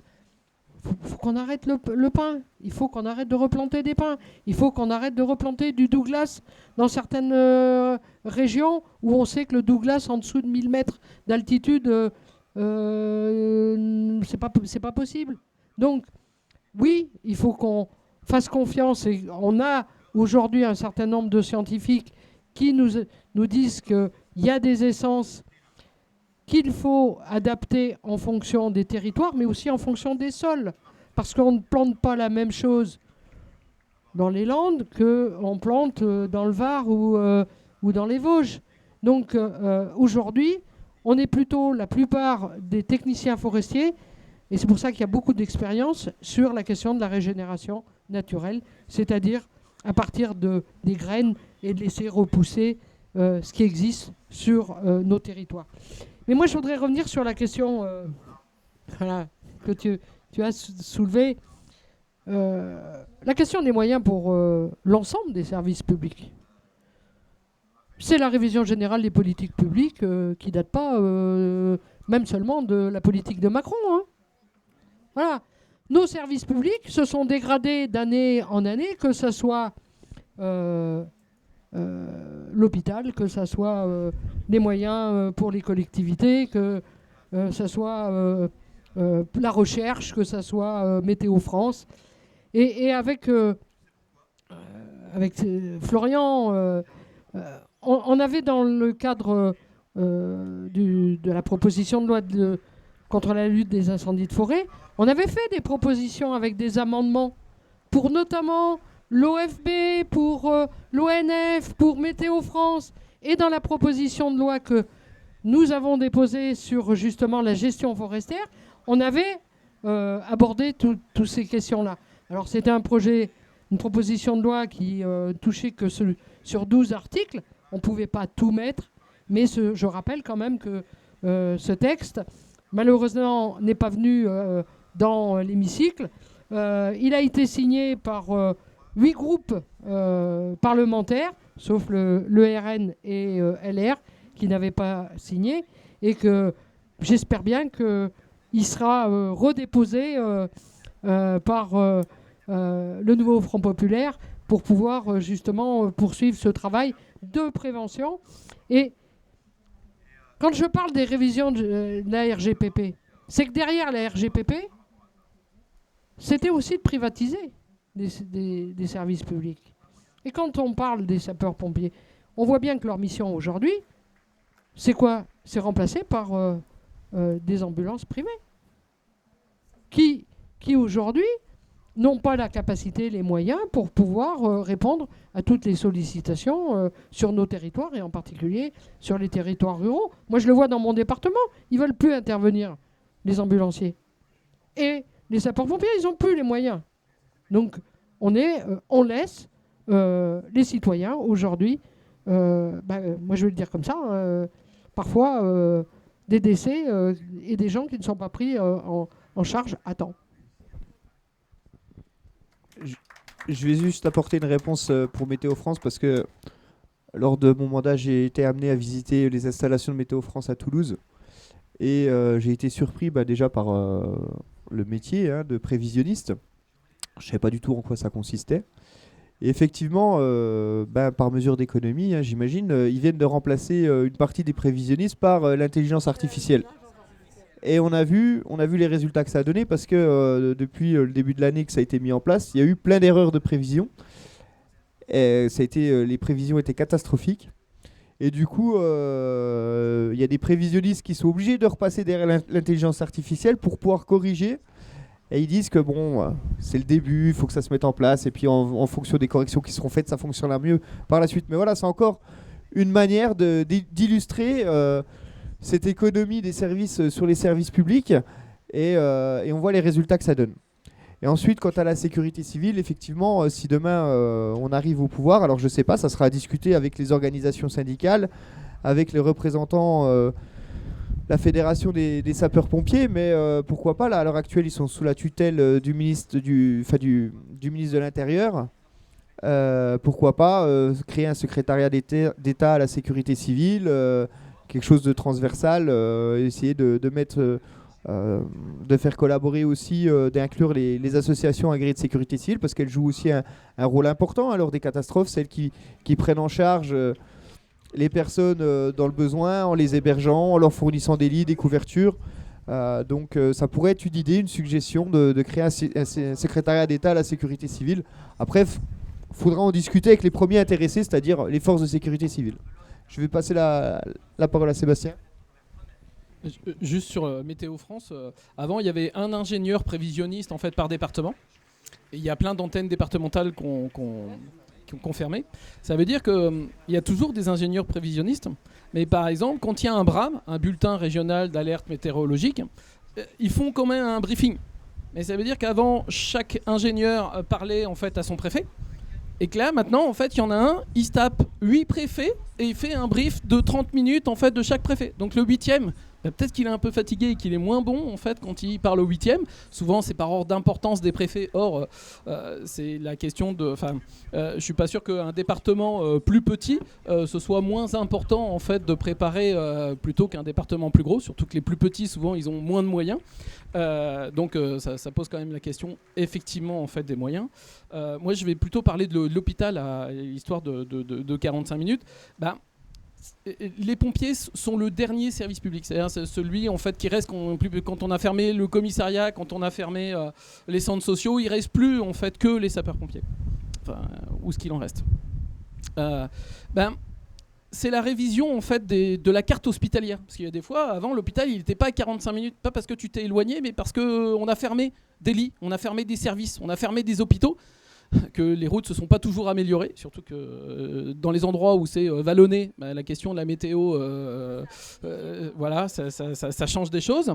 Il y a la question en fait, des moyens des sapeurs-pompiers, qu'ils soient professionnels ou volontaires, et puis il y a la question en fait, de la sursollicitation. Alors, c'est pas une règle générale, parce qu'il y a des endroits où on souffre plutôt d'un manque d'activité, et puis il y a des endroits où effectivement on ne sait plus fournir. Alors il y a peut-être la question en fait, du périmètre d'émission, en fait, qui était interrogée dans les endroits où il y a des sursollicitations. Mais nous, à la CGT, on défend quoi ? On défend que même si c'est pas en fait, si ça relève pas des sapeurs-pompiers, pour autant en fait, la demande sociale, elle doit avoir une réponse. Et aujourd'hui, on a des réponses novatrices qu'on devrait pouvoir, c'est-à-dire qu'il devrait y avoir une flotte d'ambulances attachés à l'hôpital, parce qu'il y a des gens, c'est-à-dire c'est quoi une flotte d'ambulances ? C'est pas des ambulances privées qui sont attachées à l'hôpital. Des fois c'est juste un ramassage, c'est-à-dire un logisticien en fait un 9 places. Ouais, en plus. Ouais. Ah oui, pour éviter. Ouais, mais c'est. Oui, mais ça reste du bricolage. C'est-à-dire aujourd'hui, il y a des moyens de faire autrement. C'est-à-dire qu'à la minute, comment on le fait pour le transport de personnes âgées ? Parce que quand on demande aux personnes âgées en fait de délaisser leur voiture. Il ne suffit pas de leur dire tu conduis plus, il faut quand même leur fournir une solution. Et aujourd'hui, il y a des solutions avec un logisticien, avec TP 9 places. Aujourd'hui, il y a des gens, ils ont besoin de voir un médecin et ils n'ont plus de solution en proximité. Et c'est à l'hôpital de trouver des moyens, en fait, sans forcément que ce soit de bricolage comme on fait si souvent.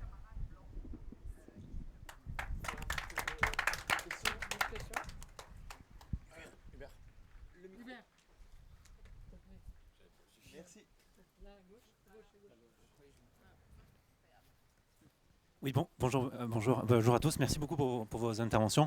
Alors moi, je suis arrivé un petit peu en retard, mais j'étais très curieux du sujet, je ne connaissais pas du tout. Et déjà, première remarque, remarque rapide avant de passer à la question. Vraiment, le portrait que vous nous dressez, mais c'est on a l'impression que c'est un état de clochardisation avancé. Ça fait peur. Là, quand vous avez parlé des Canadair, je ne connaissais pas le sujet. Que le dernier acheté, il date de 2007. On se dit, mais je ne sais pas, on paye des énarques, des hauts fonctionnaires, des milliers d'euros par mois. Ils ne sont même pas capables de... après, je sais bien qu'il y a une décision politique qui est derrière, mais ils ne sont même pas capables. On a 12 Canadair, on sait que l'espérance de vie, je ne sais pas, c'est 30 ans. On en renouvelle un tous les 5 ans. Ça paraît complètement insensé de dire que le plus récent, il a 17 ans. C'est complètement fou. Et du coup, j'en viens à ma question. La première, c'était sur la question de l'eau. Alors, je suis complètement naïf, mais je ne sais pas, est-ce qu'il y a une question de la disponibilité en eau douce, notamment sur la question des lacs. Et est-ce que, en termes, je pense que, là, je ne connais pas du tout, mais je suppose que c'est mieux de prendre de l'eau douce que de l'eau de la Méditerranée qui est salée en termes de sol et de régénérescence après. Je ne sais pas s'il y a un sujet. Et ma seconde question, c'est à porter sur je ne sais pas si vous en avez parlé au tout début, sur la coopération internationale avec les autres pays, alors notamment du pourtour méditerranéen, qu'on parle des pays du Maghreb ou de la Grèce. Qu'est-ce qui est prévu, comment fonctionne la coopération internationale, que ça concerne les incendies ou même par exemple, on peut penser à d'autres sujets, sur par exemple les séismes ou ce genre d'autres catastrophes. Merci beaucoup.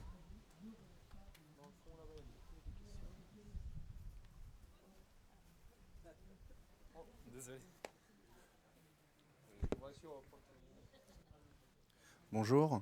Ma question, elle est un peu en dehors de tout ce qu'on a dit là, mais c'est lié aux pompiers, complètement.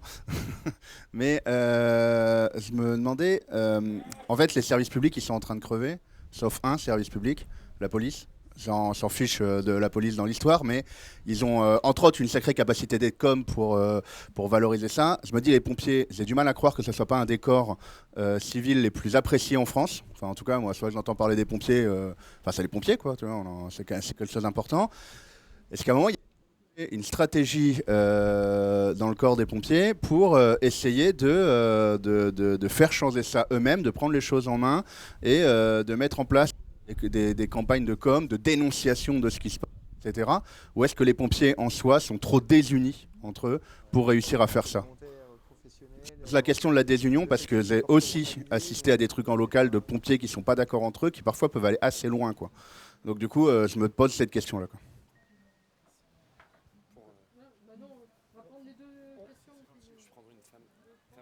Les 3 questions, puis on répondra vite. Bonjour, donc moi je suis militante insoumise sur Annecy et je suis récemment du coup adhérente à la CGT et j'ai travaillé 2 ans en SDIS en groupement de transmission et là actuellement je travaille en mairie. Ma question donc c'est merci de parler également des personnels administratifs et techniques, je pense que c'est très important, on ne s'en rend pas compte.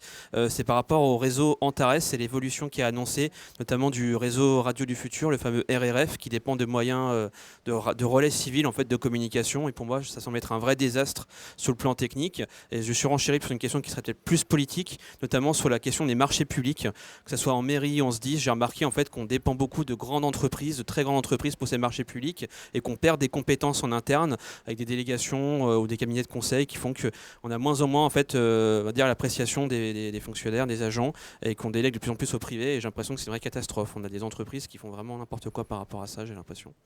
Et voilà, merci à vous. Merci beaucoup.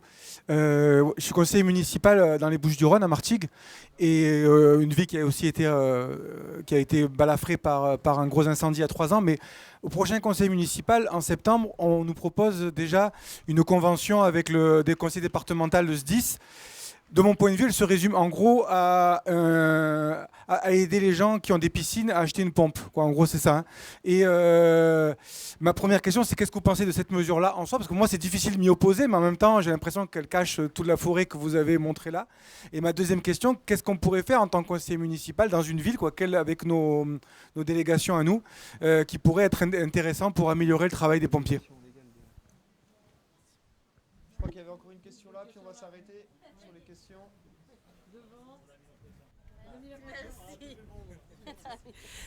Bonjour à tous et merci beaucoup pour m'avoir donné la parole. Nous, je tenais à témoigner, on a eu quand même Emmanuel Macron qui est venu dans notre département des Hautes-Alpes, sur le lac de Serponçon, qui est venu faire un grand débat sur l'eau, sur l'importance sur les années à venir suite au manque d'eau qu'on va avoir cruel et justement par rapport aux incendies, ça a été très très important et très marquant parce qu'un an après, une fois qu'il est passé, on a eu un incendie de 47 hectares qui était juste au-dessus de là où il a fait son débat. Et les pompiers avaient une grosse difficulté d'intervention parce que déjà les pistes DFCI, il en manquait. Des fois, ils ont des manques aussi au niveau des citernes DFCI, il y a des points d'eau qui manquent. Et sur les années à venir, on se pose de grosses questions parce que quand on pose des questions à nos élus locaux en disant oui, il manque des citernes DFCI, il manque des pistes, donc il faut les créer. Et nos élus nous répondent on n'a pas les budgets tout simplement. Donc c'est un accélérateur d'incendie. Et on a aussi, comme vous parliez tout à l'heure, le problème des canadaires. On a eu 4 ou 5 canadaires, je crois. Au départ, c'était 2 canadaires qui étaient envoyés. On nous disait, on ne peut pas en envoyer plus parce qu'il y en a qui sont en maintenance. Et finalement, c'est 3 autres canadaires qui ont décroché d'un autre incendie qui était beaucoup plus bas dans le sud, qui sont montés dans les Hautes-Alpes pour aider les pompiers qui étaient sur place et qui n'arrivaient pas à qui avaient du mal à faire face. Heureusement, le lac était quand même assez proche, ce qui a quand même minimisé l'incendie parce que c'est quand même une énorme forêt qui est la forêt de Boscodon. Et donc il y a une diversité d'arbres, effectivement. Et la problématique, elle est là aussi, c'est Emmanuel Macron voulait privatiser l'ONF. C'est toujours en pourparlers. On enlève du personnel, donc tout se cumule en fait, que ce soit au niveau de la météo, au niveau des professionnels sapeurs-pompiers et sécurité civile, et au niveau de l'ONF. En fait, ces 3 services sont complémentaires et on manque cruellement d'argent. Donc qu'est-ce qui va se passer dans les années à venir ? Et comment vous allez pouvoir intervenir là-dessus pour essayer de se faire entendre au mieux et d'avoir d'essayer d'avoir des solutions par rapport à ça, quoi. Voilà. Merci beaucoup. Merci. Je vous laisserai.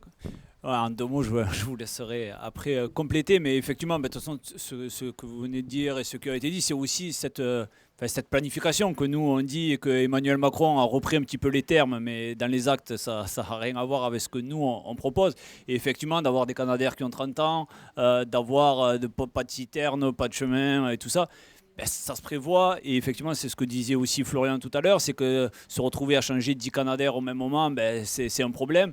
Mais pour éviter ce problème-là, il faut planifier, mais il faut planifier à tout le niveau. Et c'est ce que vous disiez par rapport à l'ONF, quelles essences on met aujourd'hui, qu'est-ce qu'on met demain, comment on évolue effectivement. L'aberration qui a été dite tout à l'heure de continuer à mettre du pain, on le sait, mais on continue à faire cette erreur-là. Mais tout ça, c'est un petit peu ce qui a été fait, mais ce qu'on disait tout à l'heure, les 7 dernières années, mais c'est même plus vieux que ça. C'est qu'on n'apprend pas de nos erreurs, et on l'a vu même avec le Covid, quoi. C'est que tout le monde se disait voilà, plus jamais ça, c'était le titre, mais on recommence pareil et on ne retient pas. Et c'est surtout, on ne voit pas plus loin, quoi. Mais c'est toujours pareil, avec les moyens, c'est oui, mais si aujourd'hui on fait ça, ou on change autant d'avions, de Canadair, ou on met les moyens, ça coûte tant. Oui, mais combien ça coûte de ne pas le faire? C'est ce que je disais tout à l'heure, c'est que, et là d'ailleurs, alors Béchu, je n'ai pas entendu qu'elle est venue à Frontignan, mais il parlait un petit peu de ça, c'est quand le pompier a dit ça aurait été 200 ou 300 habitations détruites à 300 ou 400 000 euros, puisque c'est le prix des villas un petit peu sur Frontignan. Béchu a fait une blague sur le budget, quoi, en disant avec ça, oui, mais avec ça, vous faites quoi justement? C'est de se dire comment vous planifiez avec tel budget, qu'est-ce qu'on fait demain, qu'est-ce qu'on fait après-demain, qu'est-ce qu'on fait dans les années à venir. Et toutes ces questions-là, ce dénominateur commun pour moi, et c'est ce qu'on parlait un petit peu avec Catherine, c'est comment on planifie. Mais comment on planifie le rachat et les moyens humains. Oui, voilà, c'est l'état stratège, c'est clair. Mais les moyens humains, les moyens matériels, et les moyens, comment on fait aussi avec la nature. Et à un moment donné, on ne peut pas continuer à faire comme si la nature est la même qu'il y a 10 ans ou qu'il y a 20 ans. Ça évolue, on le disait, les aléas climatiques sont là et on doit les prendre en compte. Et pour les prendre en compte, là aussi, il faut mettre des moyens pour pouvoir les prendre en compte et s'adapter au mieux. Et effectivement, ça coûte de l'argent, mais on sait où le prendre. Donc quand le nouveau Front Populaire sera au gouvernement, on le prendra au bon endroit et on avancera tout ça. Je voulais juste rebondir sur ce que disait monsieur à propos des services publics en disant il y a que la police où ça va. Moi, en tant que député, j'ai fait le tour de tous les services publics de ma circonscription et j'étais amené à rencontrer une association qui s'appelle les Amis de la Gendarmerie. Donc c'est une association qui fait la promotion de la gendarmerie et qui achète du matériel et qui fournit à la gendarmerie. Et un truc qui a été parlant, c'est qu'ils m'ont dit, je leur ai dit, mais qu'est-ce que vous achetez comme genre de matériel? Il m'a dit, la dernière fois, on leur a acheté des cartes IGN.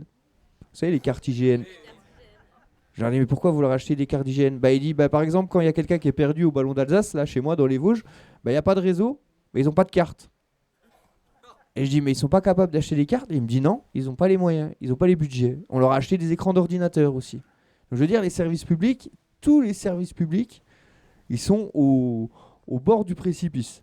Alors, il y en a qui s'en sortent un peu mieux que d'autres, mais je veux dire, dans la globalité, c'est catastrophique. Et je voulais rebondir aussi par rapport à la privatisation. Les Canadair, là, le problème qui se passe en l'occurrence, c'est l'entretien a été donné à une société privée. Et malheureusement, la société privée, elle galère à trouver des mécaniciens. Et donc, du coup, ça fait des retards dans l'entretien. Il faut savoir que les hélicoptères de la sécurité civile, ils sont entretenus à la base de Nîmes-Garons. Mais ce sont des personnels de la sécurité civile qui assurent la majorité de l'entretien. Et ça coûte beaucoup moins cher que de passer par du privé. Par contre, ce qu'il faut, c'est qu'il faut bien rémunérer ces personnes. Parce que être technicien dans l'aéronautique, c'est des métiers qui sont très recherchés. Et c'est comme les pilotes. Les pilotes de Canadair, la plupart, ce sont des anciens pilotes de chasse. Leur revenu, c'est environ 6 000 euros par mois. Mais ils iraient travailler dans le privé dans une compagnie aérienne, ils pourraient gagner 3 fois plus. Donc ils y vont, ils pilotent ces avions, ces Canadair, parce que voilà, il y a une mission, il y a un sens du service public et c'est quelque chose qui leur tient à cœur et ils le font. Mais ils sont de plus en plus aussi démarchés par des privés, des compagnies aériennes, des autres entreprises d'entretien. Ils débauchent les pilotes, ils débauchent le personnel technique. Et ce qui fait qu'on a de plus en plus de mal à entretenir tous nos appareils. Normalement, on a 6 lignes d'entretien pour les hélicoptères de la sécurité civile. Quand je suis venu visiter, ils avaient les crédits pour ouvrir une 7e ligne. Le souci, c'est qu'ils arrivaient à en faire fonctionner que 5, parce qu'il manquait de personnel. Donc voilà, c'est aussi tout ça où à un moment, si on veut garder du personnel compétent, si on veut que ça coûte moins cher que du privé, il faut avoir du personnel et le rémunérer correctement. Et par rapport aussi à ce que tu disais tout à l'heure, il y a aussi quelque chose à faire, c'est le calcul de la valeur du sauvé. Alors je sais qu'il y a des syndicats qui sont là-dessus, mais il faut voir qu'effectivement, la sécurité civile, ça coûte de l'argent. On n'en a peut-être pas besoin tous les jours, des Canadair, ça sert qu'une période de l'année. Mais en même temps, c'est comme votre assurance personnelle. On paye tous une assurance pour l'habitation, mais on espère tous qu'on n'aura jamais à s'en servir.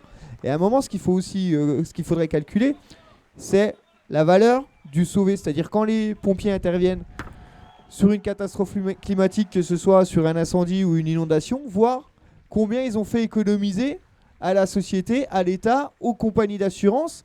Et à un moment, c'est ce qu'on a proposé aussi lors des textes qu'on a eu sur le financement des SDIS, c'est que peut-être que les assurances, elles mettent un peu la main à la poche pour financer les SDIS, parce que c'est les premières bénéficiaires du travail de nos sapeurs-pompiers. Quand ils sauvent une maison, quand ils sauvent des voitures, quand ils sauvent une vie, c'est l'assurance qui ne va pas débourser de l'argent derrière.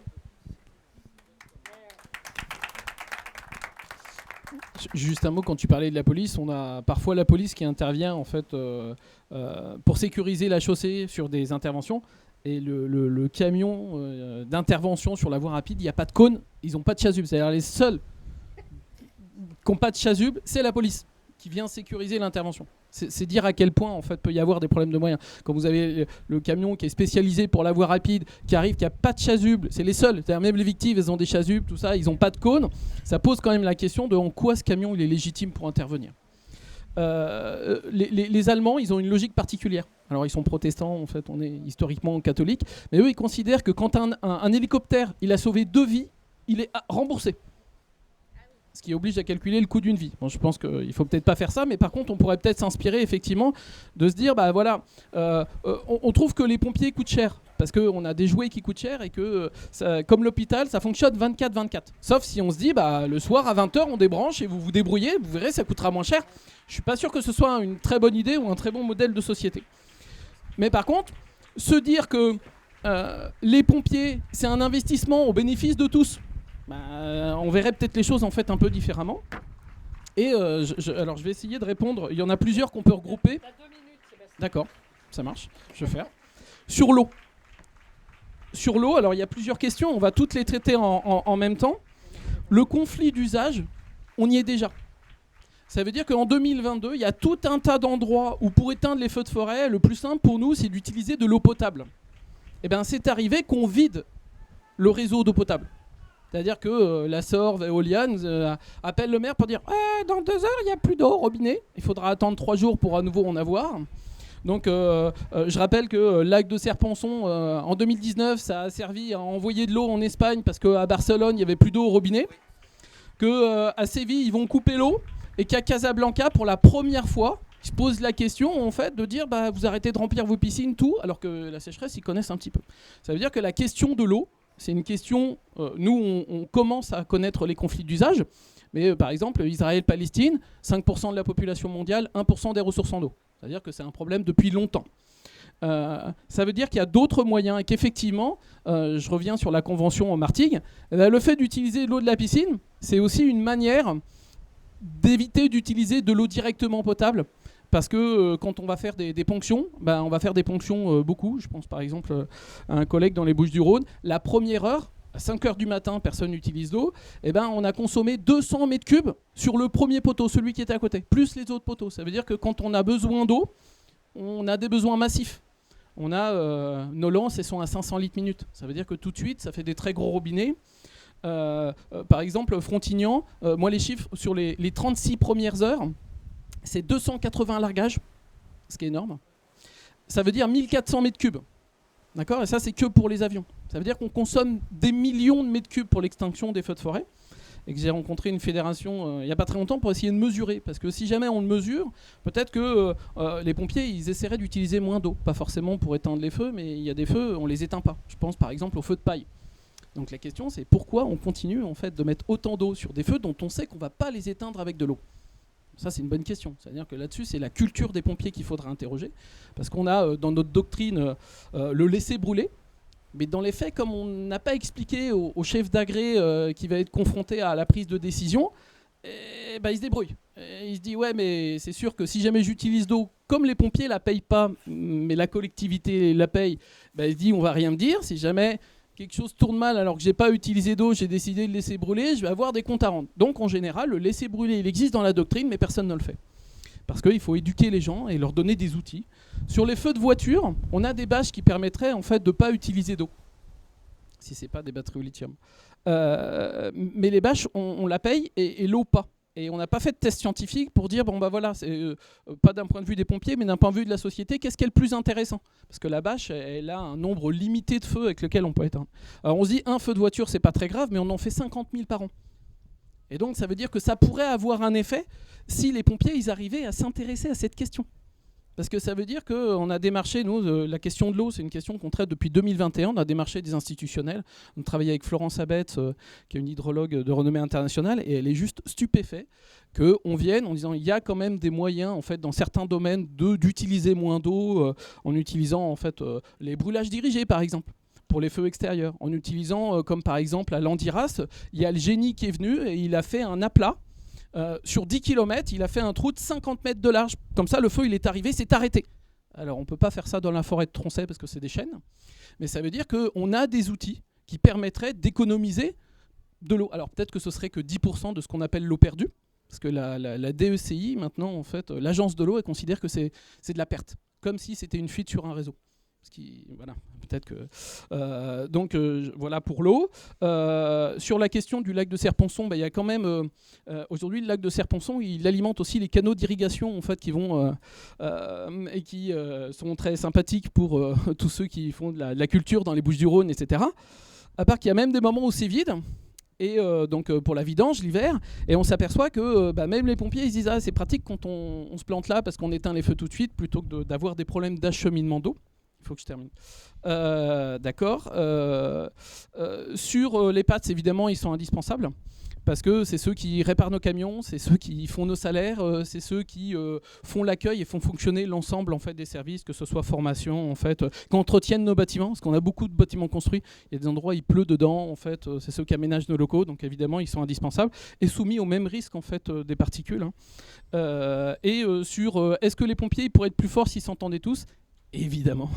Mais ça, c'est compliqué. C'est-à-dire qu'il y a des gens, en fait, ils ont des problèmes d'étiquette, ils ont des problèmes de désamour de un tel ou un tel, et puis il y a quand même des statuts différents.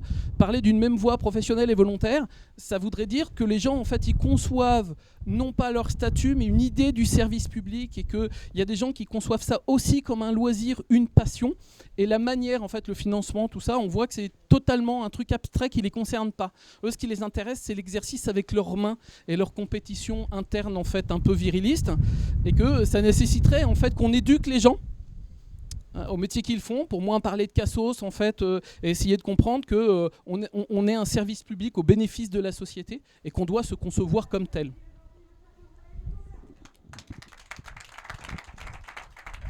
J'espère que cette conférence vous aura intéressé. Je tiens à remercier donc Sébastien Delavoux de la CGT, Martine Couturier, ancienne députée de la Creuse, Catherine Couturier. J'essaie de faire vite, et puis Sylvain Carrière, député de l'Hérault. Merci à toutes et tous.